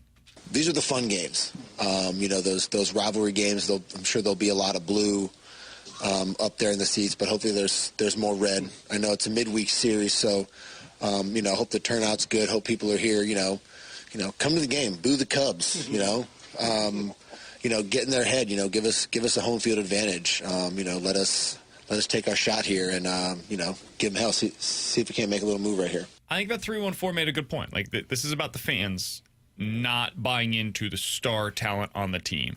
Alex, do you think there's anything this team can do to change that? Or is this a multi-year situation where the Cardinals are just going to have to live with the fact that, hey, while it's hot outside, there's going to be 25,000+ in there, in the stands. If you got a weekend series where you've got a star-studded lineup coming to town, like against the Dodgers, that Friday game, 40,000+. By the end of the weekend, it's about 30,000. And that's just what this season is going to be. Is there anything that can change that? No, I don't think so. Okay. I think this fan base wants to see a guy that's worth going to the ballpark for. I don't think they care about going to see a team that's worth going to the ballpark for, if that makes any sense. It's a team that's competing right now. It's a team that's fun, absolutely. But I don't know if there's anybody that says, I got to go to the ballpark and see that guy pitch, or I got to go to the ballpark and see that guy hit. Maybe by the end of the season, if Burleson just continues this pace, or if Brendan Donovan plays like an MVP and you make the playoffs, then yeah, maybe by next year we're talking a little bit differently about it, because, it's a new regime in terms of the front office. It's got some playoff success. The young players actually did something with it. But no, my personal opinion, a large chunk of this fan base looks at this team and says, we want a star that makes it worth for us to go to the ballpark. Can I ask a follow-up on that before we continue along here, T-Bone? Can we go through the National League and see how many of these teams have that player for you? Like, if you were a fan of this team, I'm going to the ballpark because I get to see that guy play. Like if they're in town?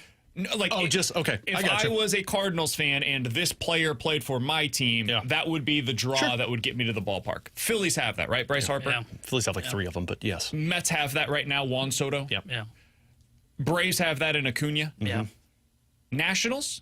I think James would. I was wondering if he reaches this criteria. Yeah, I think he would. Because I think he's going to be in the MVP conversation. Marlins, no. No. I mean, Sandy, but no. Cubs are interesting. I think Cubs. Do the Cubs have that player? It's Tucker. Yeah, I think it's Tucker. Kyle. Cole. I'm not sure he is that. Is this where we have the conversation of he's not a superstar? T-Bone already did this, man. I think he's a superstar in the way that Paul Goldschmidt was. I'm not sure he actually is the draw that Pete Crow Armstrong is, believe it or not. Because he's a homegrown talent? I don't know what it is, but there is something about Pete Crow Armstrong's style of play. We saw it yesterday. He hits the ball a mile, and then he goes out there and robs a homer. That his style of play. Yeah, but if I know a guy's going to hit 40 home runs in a season or 35 home runs in a season, I'm going to see that guy take a bat. Did we feel that way about Goldie? I thought Goldie was must-watch. That MVP season, I felt like it was. But overall, like for his entire stretch here in St. Louis, do you feel like Paul Goldschmidt was a draw to the ballpark? Yes, I don't. I do, because I think he already had that recognition as a star in baseball. Now, it was a different, like he wasn't that star in St. Louis. I'm not sure he had that draw. Arenado had it. At first. Arenado had it the first 3 years to where 4 years, really, where it was like, yeah, I'm going to the ballpark to see that. I mean, I don't know. I felt like Goldschmidt did even before the MVP season because it was a big move by the Cardinals, and he was already a star in baseball. The Reds have this. It's Ellie. Yeah. Yeah. Pirates, Skeens. Yeah. When he starts. Dodgers. Yeah, 7 of them. Yeah. Do you think Devers qualifies for this? Yeah. Yeah. Padres have a couple of them. Fernando Tatis would be at the top of my list. Yeah. Yeah. I just want to throw anybody else out there. Corbin Carroll rises to this level. Absolutely. So the Ketel Rockies don't. Marlins don't. I didn't mention the Brewers. Do you guys think that the Brewers have one? I don't think so. I don't. I think Curio's making his way towards it, but I don't think so. I think I would agree with that. I don't think Yelich is that anymore. So it's 3 teams and the Cardinals Yeah. that don't have this in the National League. That's a tough place to be, man. It's not an easy thing to find either. But It's really hard. I don't know if, because somebody texted in and said it's got to be a homegrown talent. I don't know if it does. I think it just needs to be a star. Like, if you flash back to when Bryce Harper was a free agent, if the Cardinals signed Bryce Harper, that's must go to ballpark action, like every single time, because that's the type of player that you want to go see. I don't know if it's the player as much as it's the team showing investment into the fans. And that's what they just don't have right now. That's an interesting way to look at it. Is like the Cardinals have lacked the investment that the fans feel like they're putting into it. Yeah. And I think it's just been multiple years of that to where it's just gotten to the point where it's like, this is exhausting. That's where the homegrown side of this, like, does that even qualify as the investment that we're talking about here? Like, if James Wood was on the Cardinals, is that the draw? If you've swapped James Wood and Jordan Walker, is James Wood then the draw that will get Cardinals fans to be like, yeah, we've got that homegrown star? Or does it almost necessitate them going out there and making a big move, whether that be via trade or free agency, to qualify? Obviously, none of us can answer for all of you out there that are listening right now, but I honest to God, don't know the answer to that. I don't think so. I don't think that does. I think Wood would have some draw. I don't know if it'd be the 100% like the Cardinals would be expecting, because I think there is some of what you're saying, and I think that goes down to, and I think this would be maybe the argument for Paul Goldschmidt, to your point of, I don't know if Goldie was the star, the attraction to come to the ballpark, is I think it's not just having a star, I think it's winning as well. And I saw a text earlier today in the show, and I remember who it was that sent it in. I think it was a 314 number. Said something along the lines of, boy, I feel like I'm watching the old Cardinals trap, which is this team is good, not great. They get to the playoffs, they're gone in the first round. And like Cardinals baseball is just different, right? When you have a superstar, that guy's got to be able to not only get to October and then draw people in the regular season, he's got to produce in October. And I think that's where Goldie lost it. Where Goldie was a guy that was a good player, won an MVP in the regular season. I mean, he was a shell of himself by the time they got to October in 2022. It was one game. I know we go back and forth on this. He didn't hit in that Dodgers game in the wild card. He had no postseason success. Those teams you knew going into October, you didn't feel great about their chances once they got there. I think that's the biggest thing is not only do you have to have a superstar, I don't think it matters if he's homegrown or he's acquired via trade or free agency. You got to win with that guy. And you got to build a team that people think can win something meaningful here in St. Louis. It can't just be, well, we've got the star and we're going to October. That's where people got frustrated with the Cardinals, to your point on how they were running things. I guess this when would they had be my Goldie and Arenado. secondary topic on this. Can't that player be born in October? Like for example, if this team gets into October and Alec Burleson goes on a tear, couldn't he be that player? Yeah. Or Mason Wynn goes on a tear in October, and when the moments are the biggest, he comes through with a monster shot against the Padres, against the Dodgers or whomever, and the Cardinals advance in the series because of him. I think that points the ship in the right direction, but you're going to have to do consistency with it if you want people to get back in, because of how many years of lack of investment into the team by the front office, and how many years of this guy's great and it's the one-hit wonder and then he's gone after that. I feel like it almost I don't know the fans in this market specifically, and that's not to talk down anybody. That's a point of respect. I didn't get tone on that, so you're good. Of what this organization has been. I don't think the wild card does this, but if you do that in the DS and you get to the CS because of it, I think that's where you start to build that kind of feeling around a player. And I think it would have like Wynn could be that, Burleson, maybe Victor Scott, Ivan Herrera. These are guys that maybe could fit into that criteria. If it's like Arenado, it's already too late. Contreras, maybe? I think it might be too late in his career, though. But those guys, maybe you could see some of that. I think to your point on the it has to be born, can it be born in October? I think it can be, but my question would be like, or not my question. I think what has to happen is Burleson, for example. This team gets to October. Burley hits a bomb off of name the great pitcher that they help and they win around in October. To me, a star, you got to be in the MVP conversation. And, like, I just don't know if that's in the range of outcomes for an Alec Burleson. I hope it is. And then that's when you can have that conversation. But if Burley just ends up being like a 15% above league average guy, that's not a star. That's not a superstar. That's a nice piece. That's a nice piece. We got this on the YouTube chat. A lot of people are saying, so you're talking about a David Freese moment. But kind of, but I mean, that was that's where consistency the greatest comes into possible play. moment that you could possibly ever ask for. That was so much. That moment was such that I would say he was deservingly voted into the Cardinals Hall of Fame. I'm not talking about that.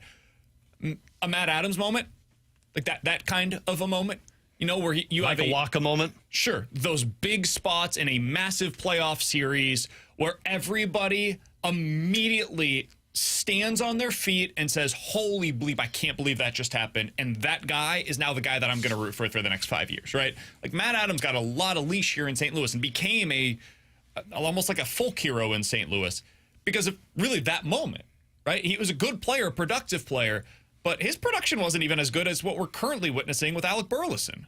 So I think those kinds of moments in this market for this fan base, that's really what sells. You have to get there to be able to have those moments, and then you have to perform. And the Cardinals have done a whole lot of not performing in October over the last nearly decade now here in St. Louis. Coming up in about 15 minutes or so, we'll have the Joel Hofer coming up next, we'll have the Joel Hofer conversation. Alex, I don't think he is going to be traded. I don't think anybody is going to offer sheet him, and if they do, I believe the Blues are very likely to match that offer sheet. But is he the trade chip that makes the most sense for the Blues to dangle this offseason? We'll talk about that next year on BK and Ferrario.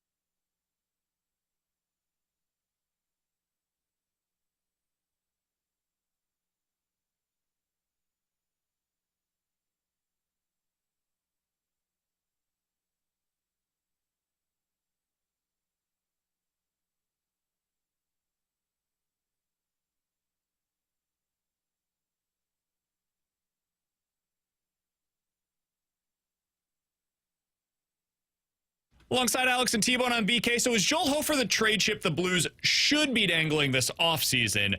Alex, I don't think they will go that direction, but we've heard all of the conversations about them potentially looking at him in RFA status and if there would be any offer sheets.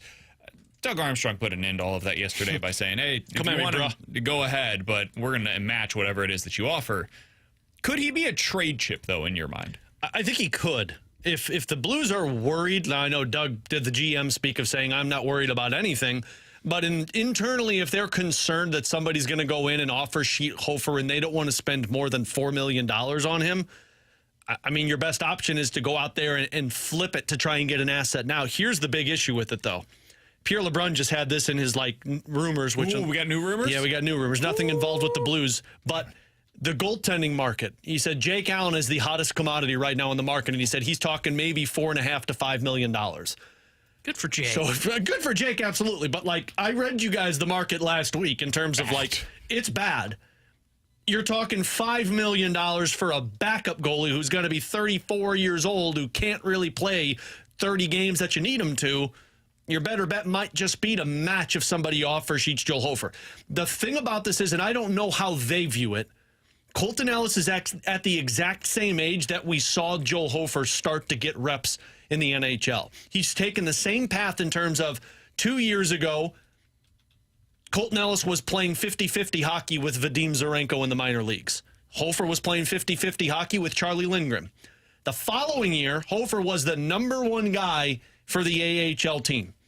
This year, Colton Ellis was the number one guy for the Springfield Thunderbirds and was actually one of the best goalies in the NHL this season. They're both 24. The difference is Hofer's got NHL experience. Ellis hasn't played a game in the NHL. So this is the part that I just don't know how they view it. If Ellis hasn't played in the NHL, you can't rely on him to play 35 games this season. Correct. But does Ellis become a better trade chip over Joel Hofer? The hard part is then your depth is non-existent. I just don't know how they're viewing this if Joel Hofer gets $4+ million from somebody. Yeah, I don't think it makes a whole lot of sense for the Blues, given where they're at right now. Because you have to be planning for the post-Jordan Binnington era. That has to be at least a thought in your mind right now. And Hofer has a real chance to be that guy. I mean, he might be the Blues' next starting goaltender. And if you think that's the case, probably need to keep him around. Beyond that, and this is probably the more important part of this, because you guys know I'm always willing to at least listen on stuff as long as there is a way to make my team better. Who is the team, who is the player that you're targeting that you have to trade Joel Hofer to be able to acquire him? That's the hard part. You know, like Edmonton's the team that everybody brings up as they need a goalie. Draisaitl. Sure. What are you giving me, though? You don't have trade assets. Let me put it this way. If Noah Dobson was on the Oilers and he was potentially available because of a cap crunch there, and they were willing to have a conversation about, hey, Joel Hofer plus a package, right? Pick, whatever else, and you could get Noah Dobson that way, yeah, I'm open to this. But I don't see who that team is right now, and maybe I'm just not seeing it because I'm blinded by it, but I don't see who that team is that you could pinpoint and say, Hofer makes sense for them. They need a goalie. They're desperate. They're willing to give up all of their assets. And then that helps you get better by giving up Joel Hofer. I don't see it. The only team that has had players in the rumor mill that you could call that needs a goalie is Buffalo. But I don't know if they have a centerman. Like, I don't want Tage Thompson. Ryan McLeod, that's too much to give up for a third-line center.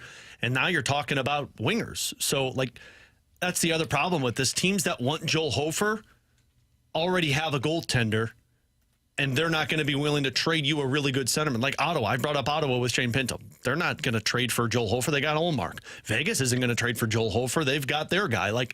Teams already have goaltenders, and the ones that don't have goaltenders, well, they're a pretty bad team from top to bottom already. I just don't see it. I don't think it makes sense. But as you look at the trade boards right now, Alex, they've been updated. Yeah, they have. You want the latest update? Gosh, this is Kyprios, isn't it? I'm going to go through the names. These are from Chris Johnston, who updated his trade board earlier today. I really like his because I think there's a lot of reporting behind it. Whoa! What a shot. Boy, Tone. Kyprios can't even defend himself. I don't know on Kyprios. I just don't know. Wow. He's been right. There have been times where he's 100% right on stuff, and there's other times where I feel like this might be JP Morosi happening to us. That is fair. And I just don't know. It's just my honest-to-God truth. All right, so Chris Johnston's board, he's got Charlie Coyle. Is that a name that still has any interest to you guys? No. Really? No. I'm not talking about, forget the Joel Hofer I'm out on conversation. Charlie Coyle. Oh, okay. I don't think it matches Are what you Doug's in on- talking about. Are you in on Coyle? Yeah, if the asking price isn't high and Not you for strike $5 out on some mil. of the other options, like $5 million might look like a steal. Yeah. compared to the free agency market. If after hearing Doug talk, that doesn't, it's 1 year deal or 2 years, I think, with him. I don't He think was that talking about matches. for a first-round pick. He's not willing to do that. That might be what it takes to get him, though. Oh, boy. Never mind. Oh, boy. Jared McCann. Oh, yeah, he's back, baby. This makes me feel better because it's in Johnston's report. I'm interested in this. Jared McCann, for those that aren't familiar, is a winger/center for the Seattle Kraken. He's 28 years old. He was a 40-goal scorer a couple of seasons ago. He's been a consistent 25-goal scorer, though, in his career. Just so I can say Ferrario 5 strikes again. He's not very good on the face-off dot, but he's okay. He's an offensive-minded, middle six center. Yeah. Got decent size for you. I'd be interested in him. I don't know what it's going to take to get him, though. That's where I have a tough time. Very interested in this. All right. Jean-Gabriel Pageau. No. Really? Yeah. I don't know if I'd shoot it down that fast. No, I've fallen out of that because I just don't think that makes sense where they're at. Morgan Geekie. I say no on this. I think he's going to cost you too much. I'd rather go Pavel Zacha. I agree. I don't think they're trading either of them. I don't either. It sounds like Boston thinks they're going to compete, which at the trade deadline, they'll trade one of them. Amazing. I love it when teams are like, we're going to compete this year. Cool. All right, now we go to Nick Kiprios' trade board. Those are the centers on Chris Johnson's board. Now we get to the wild trade board. Martin H's, if you think he is. Yeah, if you think he is, I'm interested. But, man, I don't want to give up the piece that's going to be making me pay for the next 5 years to Colorado. William Karlsson, we all Yes. agree, yes. Do that. Dawson Mercer is a name that we have not spent any time discussing. I've gone back and forth with this. He's not an offensive weapon for you. I don't He's think a wee little lad, right? He's a wee little lad. He's 6 foot, 180 pounds, soaking Okay, so wet. he's my size. Yeah, so you're a wee little lad. I mean, look, he's not great defensively. He's not great offensively. He's terrible on the faceoff dot. He's a fine third-line center, not for the price that I'm going to pay him. So, Yeah, I'm out. All right, Ross Colton. nope. Sorry, man. We fell out of favor with Ross Colton pretty quick. Oh, really? Yeah.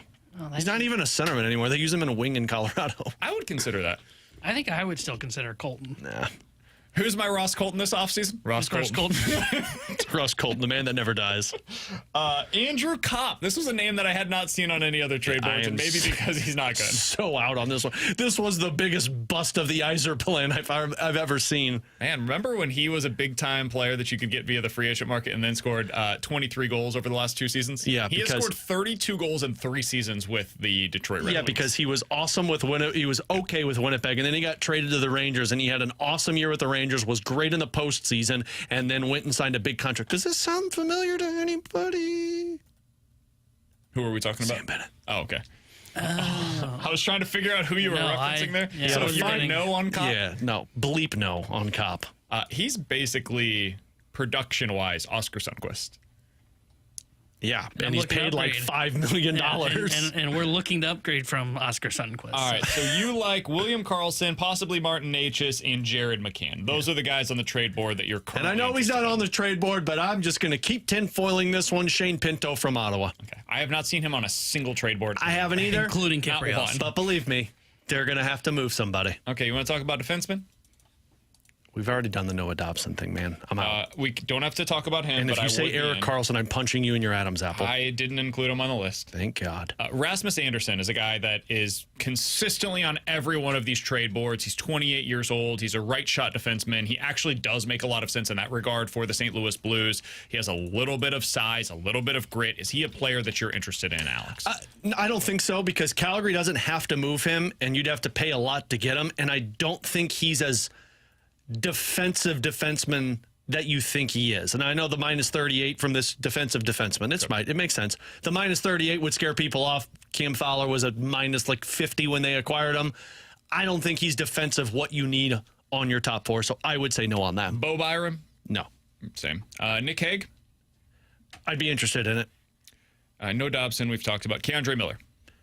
I'd be interested in it. I don't think he could play his offhand, though. And that's the part. Like, you don't need any more left-handed defensemen. Do they make right-handed defensemen any Not longer? very often. Okay. That's why the Blues drafted Juracek, because they're like, we got to get somebody who could play this position.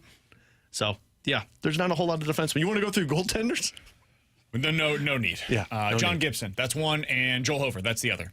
Jake Congratulations, Allen. that's your list. Yeah. Yeah, and he's free agent, Yeah, so. and you signed that guy. Yeah, so This it's not pretty, guys. It is not pretty out there. How do the Blues Blues do this, man. Army is going to pull a rabbit out of his hat, and he's going to we're going to look at the player and be like, oh, that's a 25-goal scorer, consistently a 50-point producer, solid defensively. Wow, and you got him for the 19th overall pick. That's an awesome move, Doug Armstrong. We talked about him not once. Because he wasn't on a trade board. I don't know who Army is going to pull. He just needs to offer sheet somebody. Just offer sheet somebody and just not tell them. I don't know the direction they go, because when I look at all of these trade boards, I think to myself, well, that guy's going to command a ton, and that guy has 1 year left on his term. That doesn't make sense. Prepare for a 1 year deal of Nick Bukestad. That guy has never played defense in his entire life. It's fine. It's Jim Montgomery can get the best out of him. I don't know, man. It's going to be a really compelling offseason, and we're 1 week away from all of it starting on July 1st, and we'll see if the Blues have any kind of activity as we get along there. Doug Armstrong joined us yesterday. If you missed our conversation with him, check it out on the podcast page. 101ESPN.com. The free 101 ESPN app is where you go to find it. The YouTube version of that conversation is also available for you guys. YouTube.com/101ESPN-STL. There are also some individual social clips that you can find. 101 ESPN on Twitter. We are on Facebook. We are on TikTok. We are on Threads. There's probably 2 or 3 others. Blue Sky, we're on Blue Sky as well. So wherever you are, we're also there. You can find all of the videos over there. Ryder just scared the hell out of me. And Alex, I think you guys had a video that was released today as well. We did. We had a video sitting down with Steve Chapman and Brenda Wilbur, who was a part of the design team that came up with the new jersey rebranding for the St. Louis Blues. So make sure you head on over to 101 ESPN on YouTube to check out Last Minute Blues podcast. And we're going to have a draft preview episode dropping tomorrow.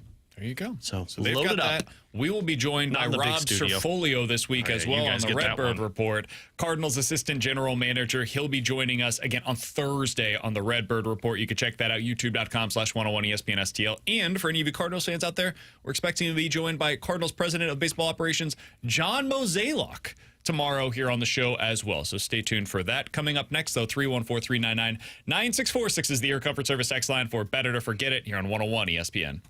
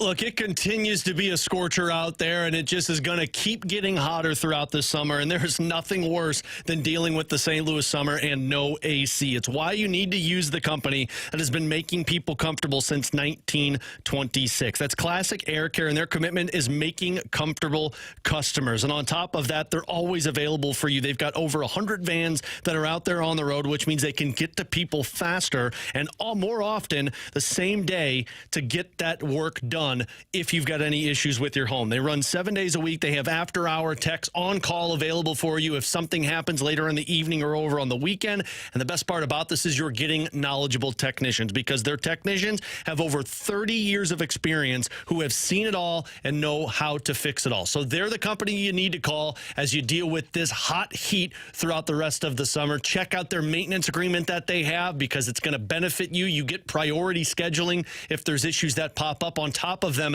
checking the unit twice a year to clean it before you go through the brutal seasons. Call or schedule online today. Just tell them Alex Ferrario sent you. Classic Air Care and classicaircare.com.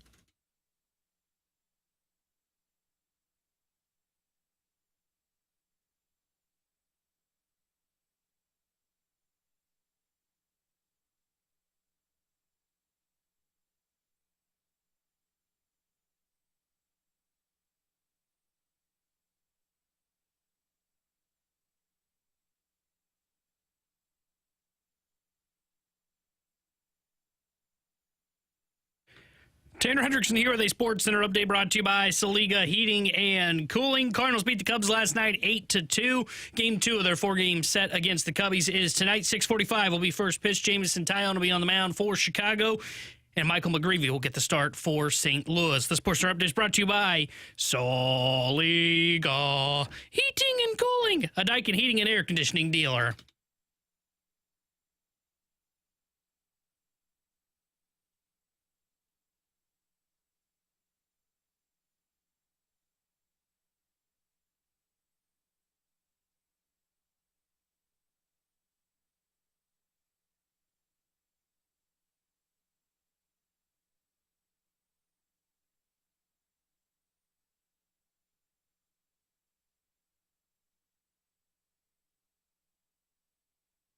Ooh, hoo, hoo, hoo.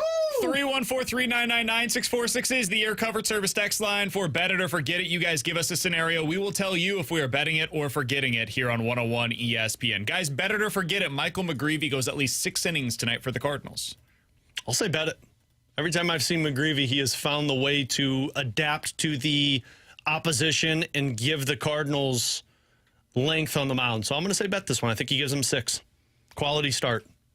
Oh, yeah, I'll bet it. I mean, watching him in the White Sox game where he kind of scuffled through it, and then you find out after the game, it's like, yeah, the guy had to get up at like 4 a.m. for a flight or something crazy. He's like, yeah, I was dead ass. Finally gets to rest. And he still looked good, which is what is so impressive. So, yeah, I'll say bet it. I'll see where he goes 6 innings tonight. Forget it. I think they're going to be super aggressive with the bullpen tonight. That's why I hesitated, because I did wonder if they might be a little aggressive. I think the aggressiveness for the bullpen comes later on. I think they go to Mats early. I think they've probably got something mapped out where Mats will have a lane. And my assumption is Pete Crow Armstrong is involved in that lane. They'll probably won't want McGreevy to see him that third time through. So you go to Mats there, and then you immediately go to the right-handed flamethrowers coming out of the pen afterwards. I think they're going to be super aggressive with the pen tonight. I think it'll be a good outing by McGreevy, but I think they'll be aggressive with the pen. I think you're wrong. Alex, what do you got? Guys, bet it or forget it. We were talking all about the offense from the wingers. Neighbors, Holloway, Snuggerud, Bolduc, next year combined for 100 goals. Neighbors, Holloway, Snuggerud, Bolduc. Say forget it. That seems like a lot. All would have to average 25 goals. Yeah. I'll say forget it. I'll take the under on 100. If you set the over-under for those guys at 90, I'd probably be more likely to take the over. I think it's in that range, though. Yeah, I would forget it, too. Because, I'm just trying to run in my head, like you said, Holloway. So let's say I give him, you said 25 is what it averaged. So let's say I give him 30. That can make up for, say, Neighbors being at 20. Now you're in the line of thinking where I'm at. Because my thinking is, okay, can Snuggerud get you 25? Yeah. Because if Neighbors get you 20. I don't know if Boulder can get up there, too. Snuggy's the one that I struggle with the most on the entire Blues roster. I don't know what to expect. Hugh Ferrario giving outrageous predictions in the season. But if he's playing with Thomas, I can see 25 goals. I could see it. 25 power play time. You know he's getting power play time with that one-timer. Because the way I thought was this Holloway at 30, which I think if he stays healthy and he's fine, you're good there. Neighbors at minimum is 20. 25 for Bolduc. And then you're talking 25 for Snuggerud. And if Neighbors gets more, less for one of Bolduc or Snuggerud. I think he has a chance to be a 25-goal scorer this year. I think he has a chance to be more than that. I just don't know. Yeah. So it's hard for me to project it for sure. And operate on like he's 20. Yeah, I'd say bet this one. I think 100 is possible. T-Bone? I like it. Guys, bet it or forget it. Jordan Walker will get at least one start in this Cubs series. I'll bet it. I think he this. gets the start against the lefty. I think he gets 2 starts. 2? I think he gets 2 starts. I would bet it. I think he just gets 1. And I don't know if it comes against... My guess is it comes against Boyd and Donnie Minaga. But I don't think he's getting more than 1. I'd be shocked if he got more than 1. Let's go to the text line. 314-399-9646 is the Your Comfort Service text line. This one comes from the 636. Guys, bet it or forget it. The Panthers will three-peat next year and usurp the Chiefs as the best sports dynasty of the 2020s. I'll forget it. 3-peat hasn't been done since the Islanders in the 80s. And I don't know how possible that is for the wear and tear that's gone on these guys' body. I'll say forget it. I think they get back to the Stanley Cup final because I don't see anybody that unseats them in the East. I don't think they win. It's so hard to do, man. Health as much as anything. I mean, you saw that with Matthew Tkachuk this year. He was not the same guy. They were able to overcome it, which is crazy. I'm going to say forget it because the math is always in the critics' favor, and there are so many outs to them not getting back to the Stanley Cup, much less winning it. But if ever there was a team that could do it, it's this one. They're still incredibly well constructed. It seems like Bennett is very likely back. Ekblad, it seems like, is likely to head to the market. I'll say forget it, but it wouldn't surprise me. Yeah, I'll forget it as well. I think you're right. Their body's going through it, and it's not like it'd just be the 3rd year in a row. It'd be the 4th year in a row because they got to the Cup the first year when they lost it. So I would forget this. I don't think they're getting back to the Stanley Cup. I don't think they're coming out of the East next year. From the 314, better to forget it. Kyrou and Thomas both play out their entire contracts here in St. Louis. Can I answer this in a week? No, you need to answer right now. I'll say bet it. I think if they're here next week, and by they, Kyrou, I think they will both spend their entire contracts here in St. Louis. I think that's what this next 6 days is about. I'll say bet it. I don't.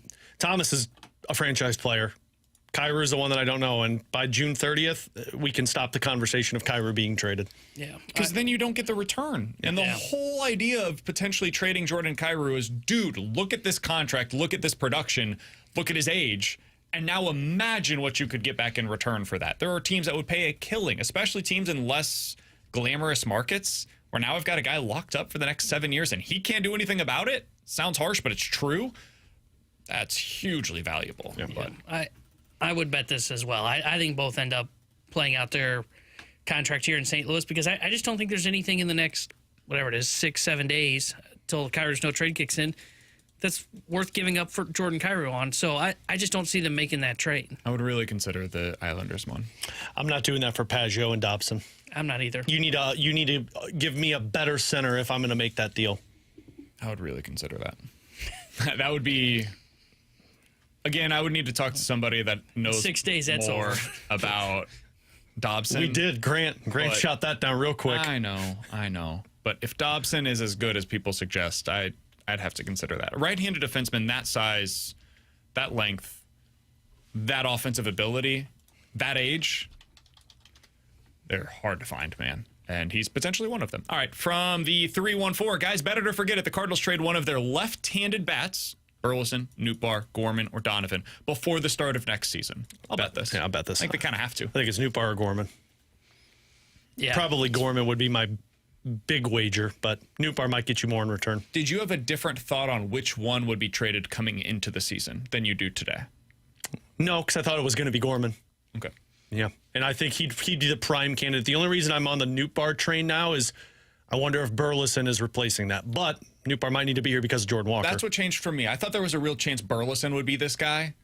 I think Burleson is more valuable at this point to you than he would be to any other team via trade. Because he's not a great outfielder. He's fine, but he's not a great outfielder. He's probably a first base DH type from the left side without like 30 home run pop. Those guys are a dime a dozen. Yeah. So teams look at that and they say, well, I can go get this guy on the free agent market for $15 million on a 1-year contract. is it really worth me giving up a ton to acquire him? I don't, and he's a really good player for the Cardinals. They need that bat in the middle of their order right now. I don't think Burleson's a guy that you could trade or that makes sense to trade for you while he's under this team control. Yeah, I agree with everything there. I would say bet it. I still, to me, it hasn't changed. Gorman was the guy that I just thought always coming into the year was the odd man out. Now, I do find the Nootbaar one interesting because we were talking about this in the office today. Like, I would expect J.J. Weatherholt to be potentially knocking down the door about this time next year. Where's he playing? If Donovan's the second baseman, you view him that way, and I got Nootbaar and Luff still, and Burleson say is the right fielder or Walker's the right fielder. Like, good luck finding a spot for Weatherholt. And we know the Cardinals don't bring a guy up unless he could play every day in one position. I don't know. I honestly don't know. Not a good answer. If they want Donovan to be a second baseman, and it seems like that is his preferred position, and it seems that is their preferred position for him, I think you're third base? You're pursuing an Arenado trade, or you're looking at Arenado saying you're now a bench player, which good luck with that. We got a text that said, hear me out, Burleson reminds me a bit of Freddie Freeman. High average, can work the approach, get on base, and has some pop, but not an overwhelming amount. He ain't Freeman. I'd sign up for that. Oh, I'd sign up for it. He ain't Freeman. Why are you going to shoot it down so much, man? Freeman can legitimately Well, you know what? slug. Maybe it took Freeman a few years to get there. Maybe, but Freeman's Let's see what Freeman's numbers were. Freeman's it took him 2 years. You can write in pen. Freeman is a 300, 400, 500 guy. Checks out what Freddie Freeman, or how many years in for Burleson? Don't look at his age. Well, If yeah. you're trying to make an argument in was a favor of late Alec bloomer. Burleson, don't check out his age. He was a late bloomer. Because Burleson's doing this at 26. At 26, Freddie Freeman had 4 seasons of 40% above league average offensively. This is year 1 for Burleson. That's right. Coming up next, we'll hit the rewind here on 101 ESPN.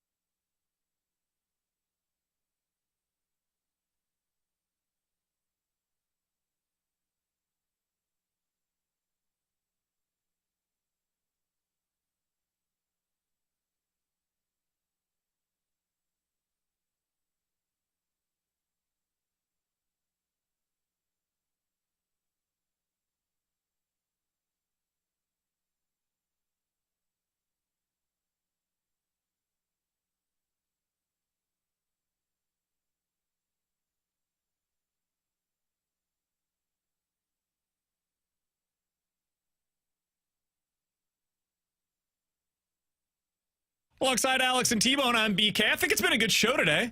Alex is only on a couple of times. I think we kept him interested. Nah, your tone kind of set me back a little bit on this one.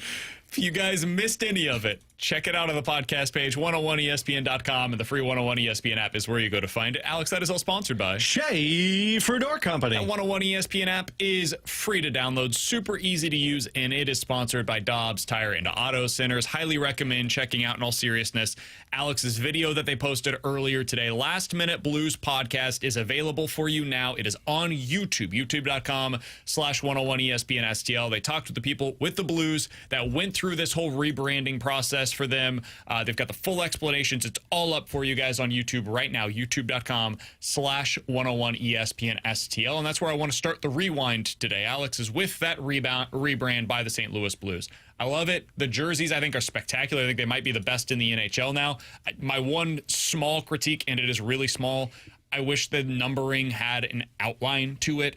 That's it. It's not the end of the world. I'll get used to it probably after like 2 games. It's not a big deal. But for me, that was the one thing that I looked at and I was like, I don't know about that. You're wearing the hat. You're wearing the shirt right now. Love the new logos for them. I think that's a big part of this.